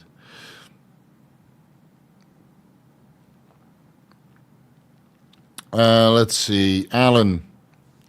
I'm on test 125 milligrams cypionate per week and 10 milligrams Turinabol per day. I get crazy pumps on my jaw, legs, arms. Taurine, magnesium, potassium, hydration don't help. You're my last hope. Stop the Turinabol because it's an aldosterone synthase inhibitor, meaning that your aldosterone levels could drop to 0. And then you lose all your electrolytes, and thus you get crazy pumps. So maybe you need to increase your sodium intake. Yeah. Aldosterone keeps sodium in the body, and if you inhibit aldosterone levels, then sodium excretion is very high, especially if you combine Turinabol with sodium glucose type 2 inhibitor, which also promotes sodium excretion, and diuretics. Oh, man, you'll be cramping like crazy. So replace the Turinabol for Inofor. You're welcome. You're welcome.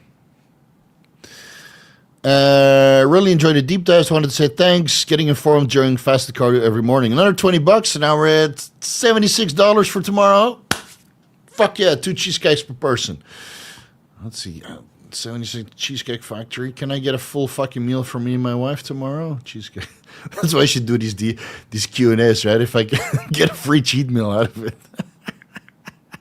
But only for thank yous, though. All right? Cheesecake Factory, $76. Luckily in Thailand, you don't really have to tip like the 22% gratuity. We have like 10% service charge.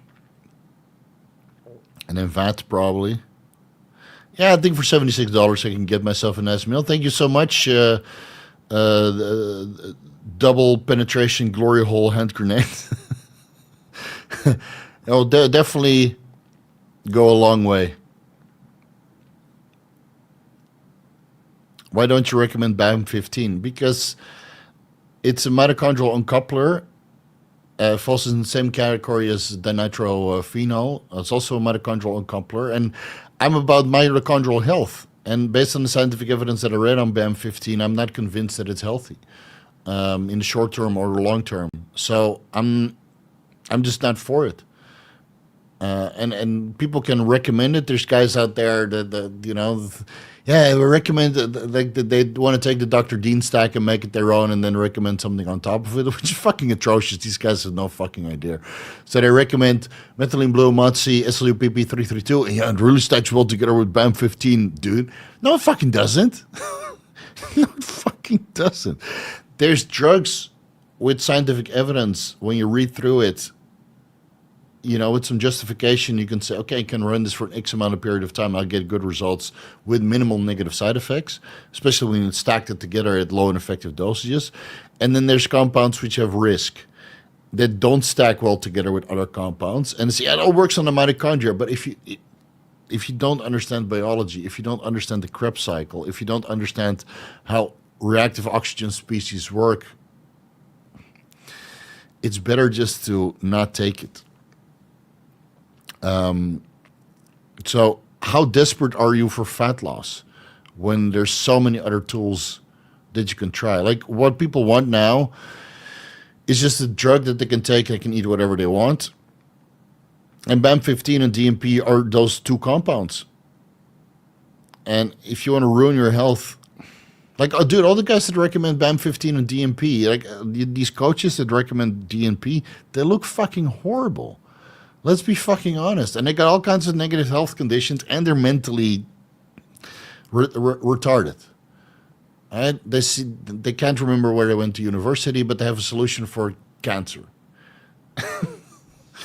Hey, I can cure cancer. 350 cancer cases solved. No, the fuck. Like, there's levels to this shit, guys. There's fucking levels to this shit. Why do you think I have some educators on and why I don't have other educators on? The guys that recommend BAM15, DNP, Peptides, all these crazy silly protocols. And I know I fucking love my silly protocols, insulin pre-workout, clenbuterol before bed. I've done it all and I've said it all publicly here. But that's not even close to taking these drugs. So if you want to take that, don't come to me. Go to these guys. Go ahead, fuck yourself up, and then pay me $2,400 for a consultation for 1 hour so I can unfuck your terrible decisions. I'm trying to not have my audience fuck themselves to the point they need a consultation with me. But I've had a lot of consultations with a guy that went to other educators that promote these kinds of compounds, and they are fucking wrecked. They are fucking wrecked, and now they have to pay a fucking arm and a leg just to sit down with me because I'm not cheap. I'm one of the most expensive guys out there because I have a good reputation and a good channel, and I don't recommend BAM15. I give you guys real fucking protocols. So it is what it is, man. You won't find it indexed on my source list, even though some of my affiliates carry BAM15. I'm just not a fan. Have you ever been to a banana bar? Yeah, with my old work. It was pretty interesting. I've been to banana bars, ping pong shows, live acts, and I had a good time. Yeah, but I've only been to a banana bar once, and a ping pong show once, and a live six act once, just to give it a try. And you know, I might have been to a regular go-go bar like many times, but hey. You got to entertain yourself somehow. Here we go again. Another blood work question. Total testosterone. Well, we'll just read it out loud or read it real quick. TRT, 120 milligrams per week. Every other day injections. Still having majority of days with low energy, low libido, but good days sometimes. Any adjustments that I can do? It could be that you have mitochondrial issues and you won't see that in your blood work. So maybe you need a little bit more TRT. Maybe you need methylene blue. Maybe you need SUPP332. Maybe you just need to eat better. Maybe you need to sleep better. Maybe you need to eat better.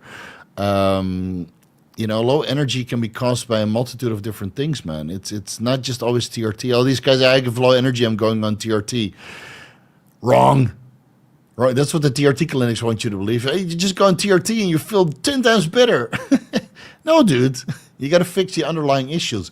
Low testosterone is a symptom of you not taking care of yourself. So why don't you start taking care of yourself? You can go on TRT to get a little bit motivated, fine. But maybe it's mitochondrial dysfunction. Maybe it's lack of sleep quality. Maybe it's lack of proper nutrition. Maybe you have mold toxicity. Maybe you have Epstein-Barr. Maybe there's so many things that can be wrong with you, man. So with this blood work, it looks fine to me. It looks totally fine. Your TT protocol should be high enough for good energy levels. And if that's not the case, then it could be a 1,001 different things, and for that we offer consultations, right? A $10 super chat and a little bit of text. I can't pinpoint it. I probably need 30 minutes to talk to you, and if you can't afford me for 30 minutes, then go with Kurt, go with Dean, go with Chase, go with Paul, go with anybody that knows how to solve these kinds of problems. But testosterone, exogenous testosterone, doesn't automatically mean that you're going to get energy. It's a lifestyle, guys. It's an entire lifestyle that you need to follow. You know, that's why I always tell you guys, like this TRT. Yes, everybody has a TRT clinic now, and TRT is being promoted everywhere. But TRT is now a midlife crisis sports car. Like before, when you're like 40, 50 years old, you're like, what I've been doing with all my life, I have this money, but I don't really enjoy myself, so I'm going to buy myself a Ferrari or a Lamborghini or some nice sports car, right? Now, a lot of guys feel like that when they're younger, they're 30, 20, like, what I've been doing with my life, no energy, blah, blah, blah, blah. I'm going to go on TRT because I can't afford a Ferrari. And then, you get into the same problem. So, again, think this through. Fucking think this through. Go back to the beginning of the podcast. I addressed it there. So either use the timestamps or just go back. But we already discussed this at the beginning. Fasted cardio was the biggest thing for my energy. It's not like I didn't tell you guys over and over again. I made a video about when is the best time to inject steroids. And I made that entire video so you guys could do cardio. Do you have that on your channel? Yes, use this fucking search function. I made a video about the lifestyle, about what you should incorporate in your life. Daily fasted cardio is part of it. Yeah, but the scientific evidence shows that it doesn't matter when you do cardio for fat loss. Well, you do it for more benefits. Insulin sensitivity, getting the day started, taking the first 30 minutes of your day just to spend on yourself watching some YouTube videos like on this fucking YouTube channel. So fasted cardio is just mandatory. Yeah, but no, shut the fuck up and do it. I don't want to hear your complaints about no energy and all the problems in your life, which you can solve with daily fasted cardio. I got my shit together, right? I did pretty okay for myself, right? Guess how long I've been doing daily fasted cardio? For over a decade, if it's not 20 years. And do I miss days? Sure. Do I skip it sometimes? Sure. Do I do 20 minutes instead of 30 minutes? Sure. But most of the week I do daily fasted cardio. Unless I had the leg surgery, right? Then I was a little bit immobile. But I do it as long as I can. And I have none of the problems that you guys have. So maybe there's something to say for it. Yeah, here you go. The double penetration glory hole hand grenade says, I spent over a year trying to get things situated before going on TRT. Smart. Even went to a few courses on mitochondrial support stack. Now that I'm on, I feel 1,000 times better. So this guy prepared, did everything he could to improve his condition, looked into mitochondrial health, and then with a little bit of TRT, he's 1,000% better. So it's a total picture. Get educated, and then you'll be okay, man. Then you'll be okay.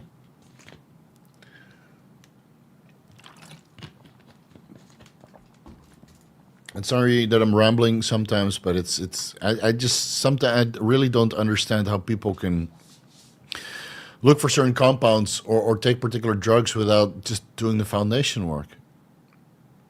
It baffles me, honestly.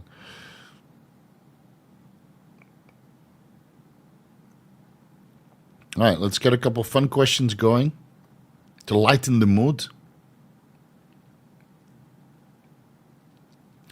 Steve, is there any reason why Deca-only cycles are not more popular?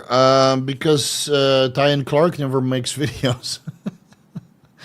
And there's plenty of guys, I think his Facebook group has got like 700 or 1,000 members or something, but he doesn't post. And he made a bit of a blunder when he came on my podcast and he started citing all these articles without providing the citations. So,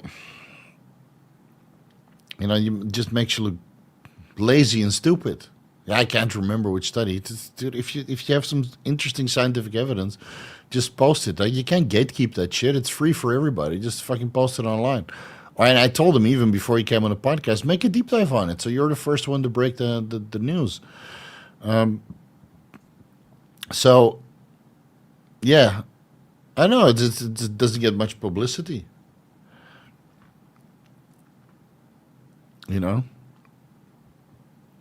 So I tried it for 2 months and it was all right. MC Steve, come on, people watch all of your videos, but that's why we have the Q&A for the fans. Otherwise, there would never be a Q&A unless very stupid questions. Well, let's be honest, a lot of the questions are fucking stupid. That's why I skip over them. Yeah, I would do the Q&A as many times as I can, but sometimes I'm surprised. Like, I made a video on this and this. Like, there's a question that is addressed in like 3 or 4 videos, And I understand that you want the answer quickly, but fuck, man. Many of the times people don't give me all of the information that I can answer that question. And then I'm like, just go watch the video, you know? Oh, let's do something fun. Otherwise, I'm going to throw in the towel. It's 2 a.m. here. And my Gorilla Mind Respawn is starting to wear off, which is back in stock, by the way. Finally, after 6 months, it's back in stock.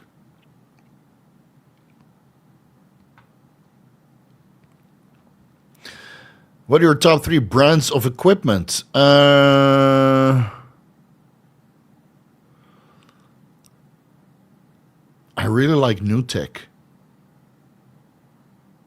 NewTek equipment is really, really good. And I can only try it in Las Vegas. Or I can fly to Korea. But I really like NewTek. That's number 1. I like the old Hammer Strength, not the new one, but the old Hammer Strength. And then some Prime stuff. Yeah, and Nautilus also good. Yeah. Anyway, to take testosterone cypionate 400 milligrams per week without gaining 15 pounds of water. Daily fasted cardio, healthy eating, keeping your estrogen levels in range. And if that doesn't happen, then, well, start lower and build your way up. You stick bases on TRT at 100%, man. That guy's enjoying life. That guy's enjoying life. Yeah, I talked about that at the start of the podcast. Just rewind, use the timestamps, and we discussed it at the beginning.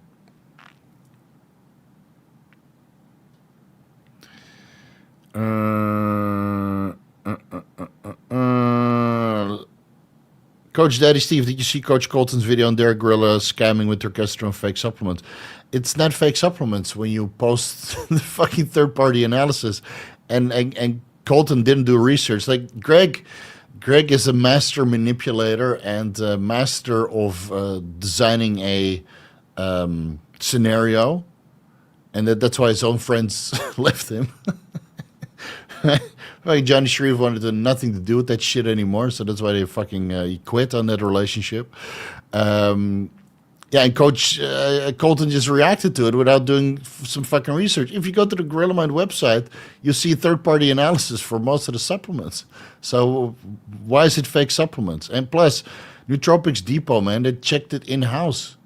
And then tried to promote their own Progesterone. I mean, if that doesn't look like a marketing strategy, then you probably don't know what the supplement industry is all about. But Progesterone, many people repurchase it. I can see the sales numbers because it does something. It did something to my blood work.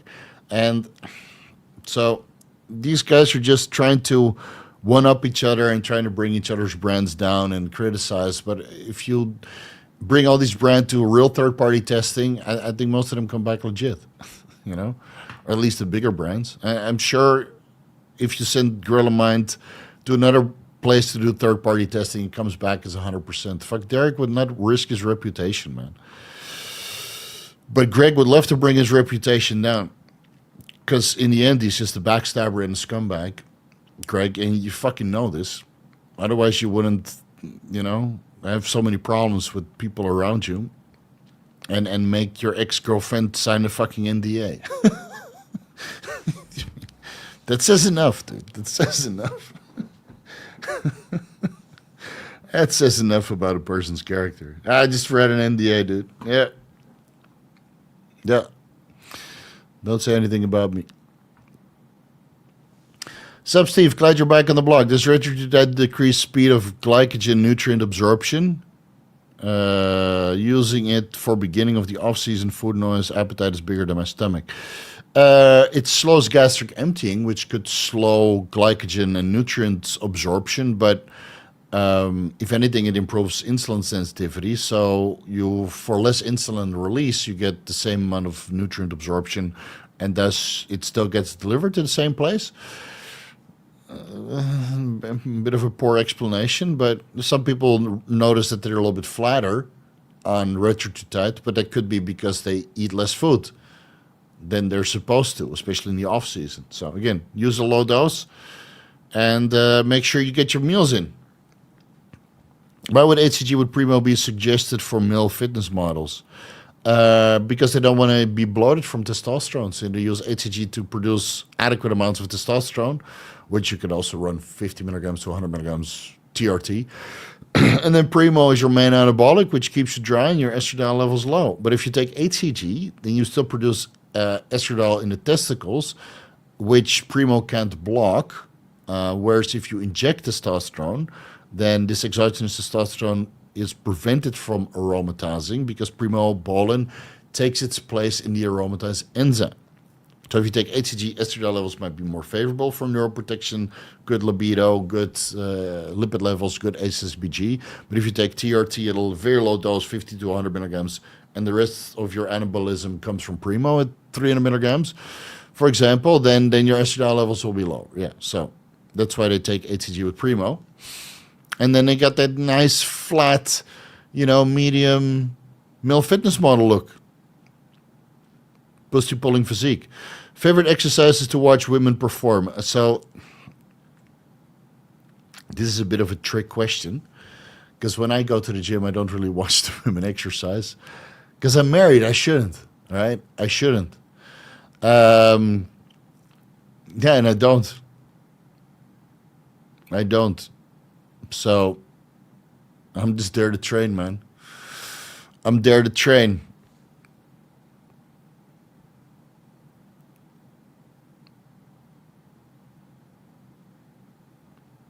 Steve sounds silly and very naive. All right. I got, you can talk to the wall, bro. Talk to the wall. See you never. Yes, where I've noticed that I feel flatter but don't get the same crazy pump feeling, but visually I'm pumped as fuck. Micros always hit daily. Yeah, so it could be either reduced gastric emptying or altered nutrient uptake. But again, if you're pumped as fuck and you feel flatter, and you take the retatrutide out for a week or reduce the dose a little bit and kind of adjust that way. But keep the food noise at bay, man. I'm the same way, man. I can't wait to add the retatrutide back in. It's been too long. Look at my face, dude. I'm thinking about cheesecake and fucking sandwiches all day. We don't watch women, we all watch men. It's true. It's fucking true, man. There's so many hot chicks in the muscle factory training in the evening there, right? And I'm like, yeah, whatever. I got a hot wife, way hotter, pregnant. I'm not, Lane Norton, so I can control myself. And if I want to watch hot women, I'll go to the fucking go-go bar, misbehave there. But if I'm in the gym, then, if I see a muscular dude, I'm like, oh, fuck you from? Just new in town? Need some advice, sourcing gear? It's so silly, dude.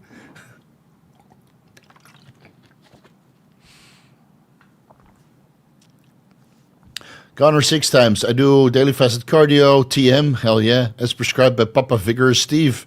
Jess Irons mentioned that carbs are needed for L-carnitine to function. Now you need insulin for carnitine to function, but muscular contractions also help with carnitine absorption.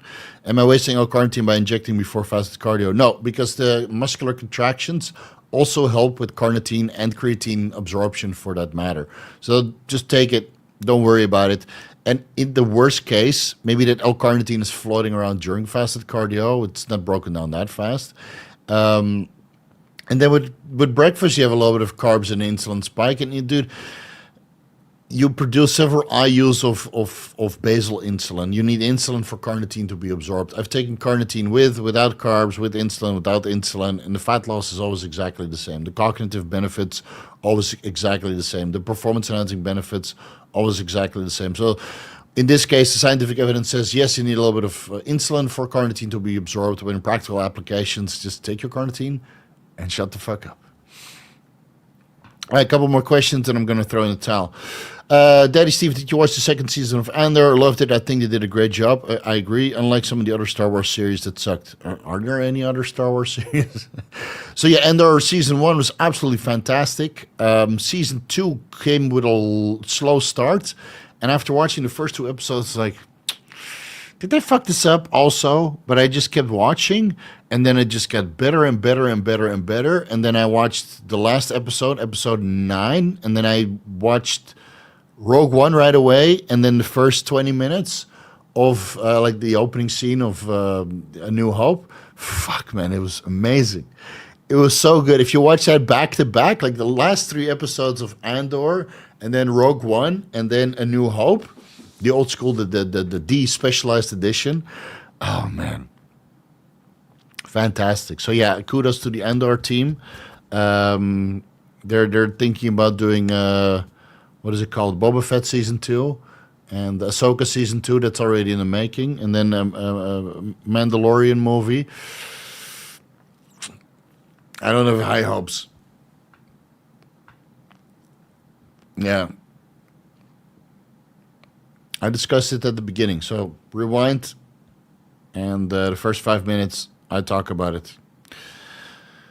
Strong Shell on 250 milligrams testosterone, annotated method testosterone 2050 nanograms per deciliter, estradiol is 120. Okay, need a little bit of an aromatase inhibitor.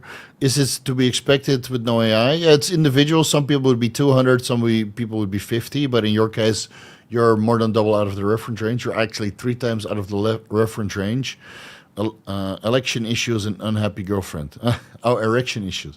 What dose should I fix this? I would start with 25 milligrams of Romacin and then run it for 4 weeks and take it from there. So if you inject 125 milligrams testosterone and Monday, Friday, you can reduce the aromatization by going to daily micro administrations of 35 milligrams every single day.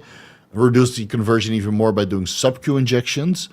And then if your estradiol is still not 40 or 50 picograms per milliliter, then 25 milligrams exemestane, 12.5 milligrams Monday, Friday, because it has a long half-life, will do. And feel free to start that right away and then do the injection differences. All right. I see there's a lot of stuff. So after this one, no more super chats. This is the last one from Sid. Finding highest tolerable dose on a first cycle sensitive estradiol was 27 at 355 milligrams testosterone and been on 455 for 2 weeks so far. Only some water. What side effects would make you pump the brakes on bumping it further? Well, you just bumped it, so you should be good for the next 8 weeks, dude. And check your estradiol again. Check your estradiol again, because every time you change it, obviously, you change your testosterone dose, then your estradiol levels go up. But if you got some water, it's part of the game, man. Testosterone makes you hold water. Growth hormone makes you hold water. Get used to it, and otherwise drop body fat levels. You drop body fat levels, you have less potential to hold water. So maybe this is a good time for you to start cutting.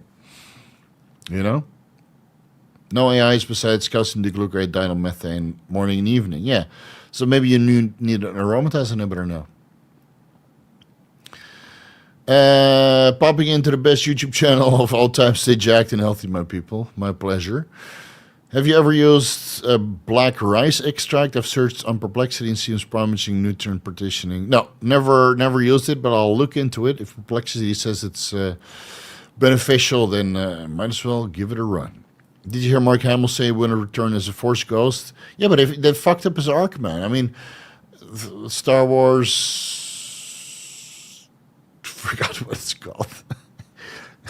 4, 5, 6. So 7, 8, 9. 7 was entertaining, right? Nostalgia bait. It was good. It was fine. I'm fine with it. And then Star Wars 8 was just fucking atrocious. And then Star Wars 9 to try to patch it together, but you know, they killed Luke Skywalker and they gave him a terrible arc, and of course he doesn't want to come back. He's made his money. You know?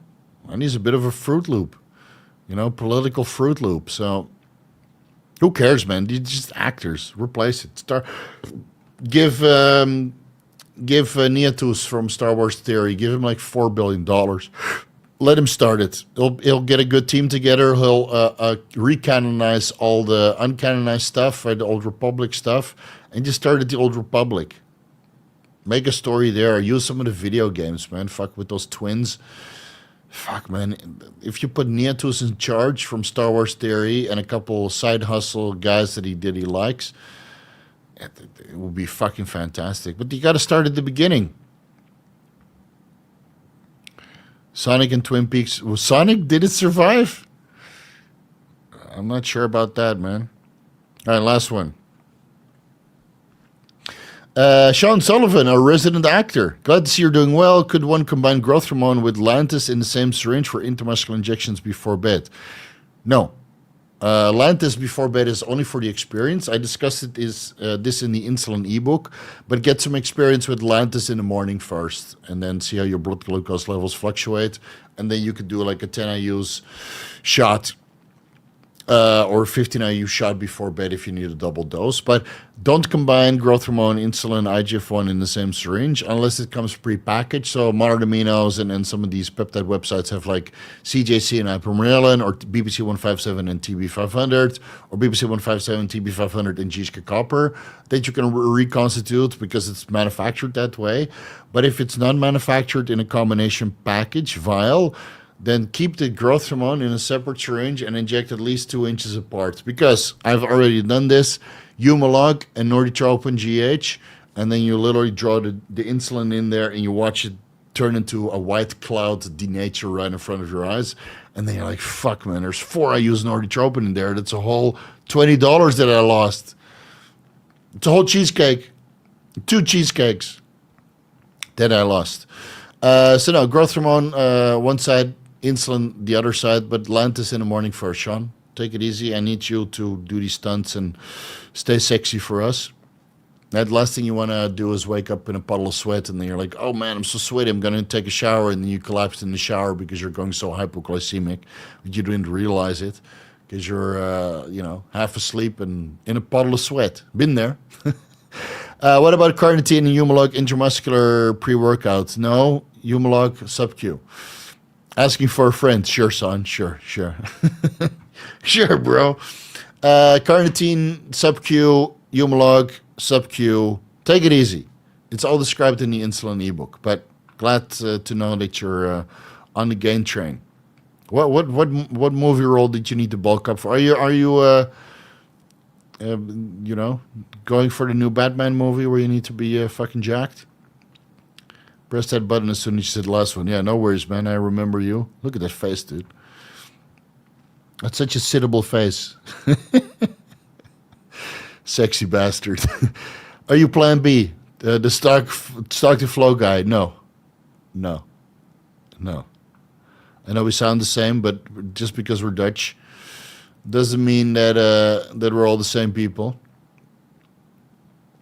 It's a crypto market going to shit. No, it's just oh Jesus fuck. See that? This is why I shouldn't do these figures Q&As. Why did it drop? Oh, it's still in the range. And didn't touch the low. If it sweeps to the low, then how's my Pepe or my fun? Fun is kind of ranging.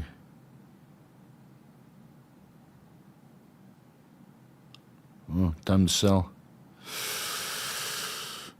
Time to sell. No, it's not going to shit. It's just the big players are involved. So it's going to pump for 6 weeks and then it's going to fucking range until everybody loses their minds, and then it's going to pump for a couple of weeks and then it's going to range. And this is what the market is now. But if you trade, then it doesn't matter.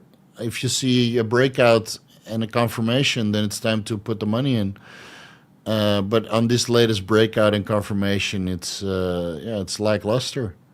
And you can blame Trump, or you can blame the war, or you can blame the Fed for not printing, or retail not coming back. But hey, man, if you want to make money, you gotta work. Why do you think I'm still here working? I'd like to make money, but I can't rely on fucking crypto gains all the time. So I still do my videos and Q&As and personalized advice by email, and at least make sure that I get some sort of income, because you can't rely on investments, man. That's just a bonus. Then if you want to buy a car, okay, you take $40,000 out of your investment and you make a good hard decision like, hey, I could turn this $40,000 into $80,000, or I can buy a car. Okay, cool, but the money is there. All right. Yeah, it's because Elon Musk broke up with Trump. He's in the Epstein files. That's why it wasn't released. And with that, it's time to close off this Vigorous Q&A. 2.5 hours. Next week, I'll probably have a daughter, so don't count on me coming back for a while. And if it doesn't happen, then, well, we got 2 weeks before it's time to do the cesarean route. But I think my wife really wants to do a natural water birth. So do a little prayer for me and Jadzia and my wife, Nan. And, yeah, if you don't see me on YouTube and Instagram, then you know what time it is. I either had a motorcycle accident or my daughter is here and I'm being on daddy patrol. All right, guys, peace out. Don't misbehave too badly. I made, what was it, $76, $77 for a Cheesecake Factory. So if I return Monday with a face like this, it's your fault. See you later.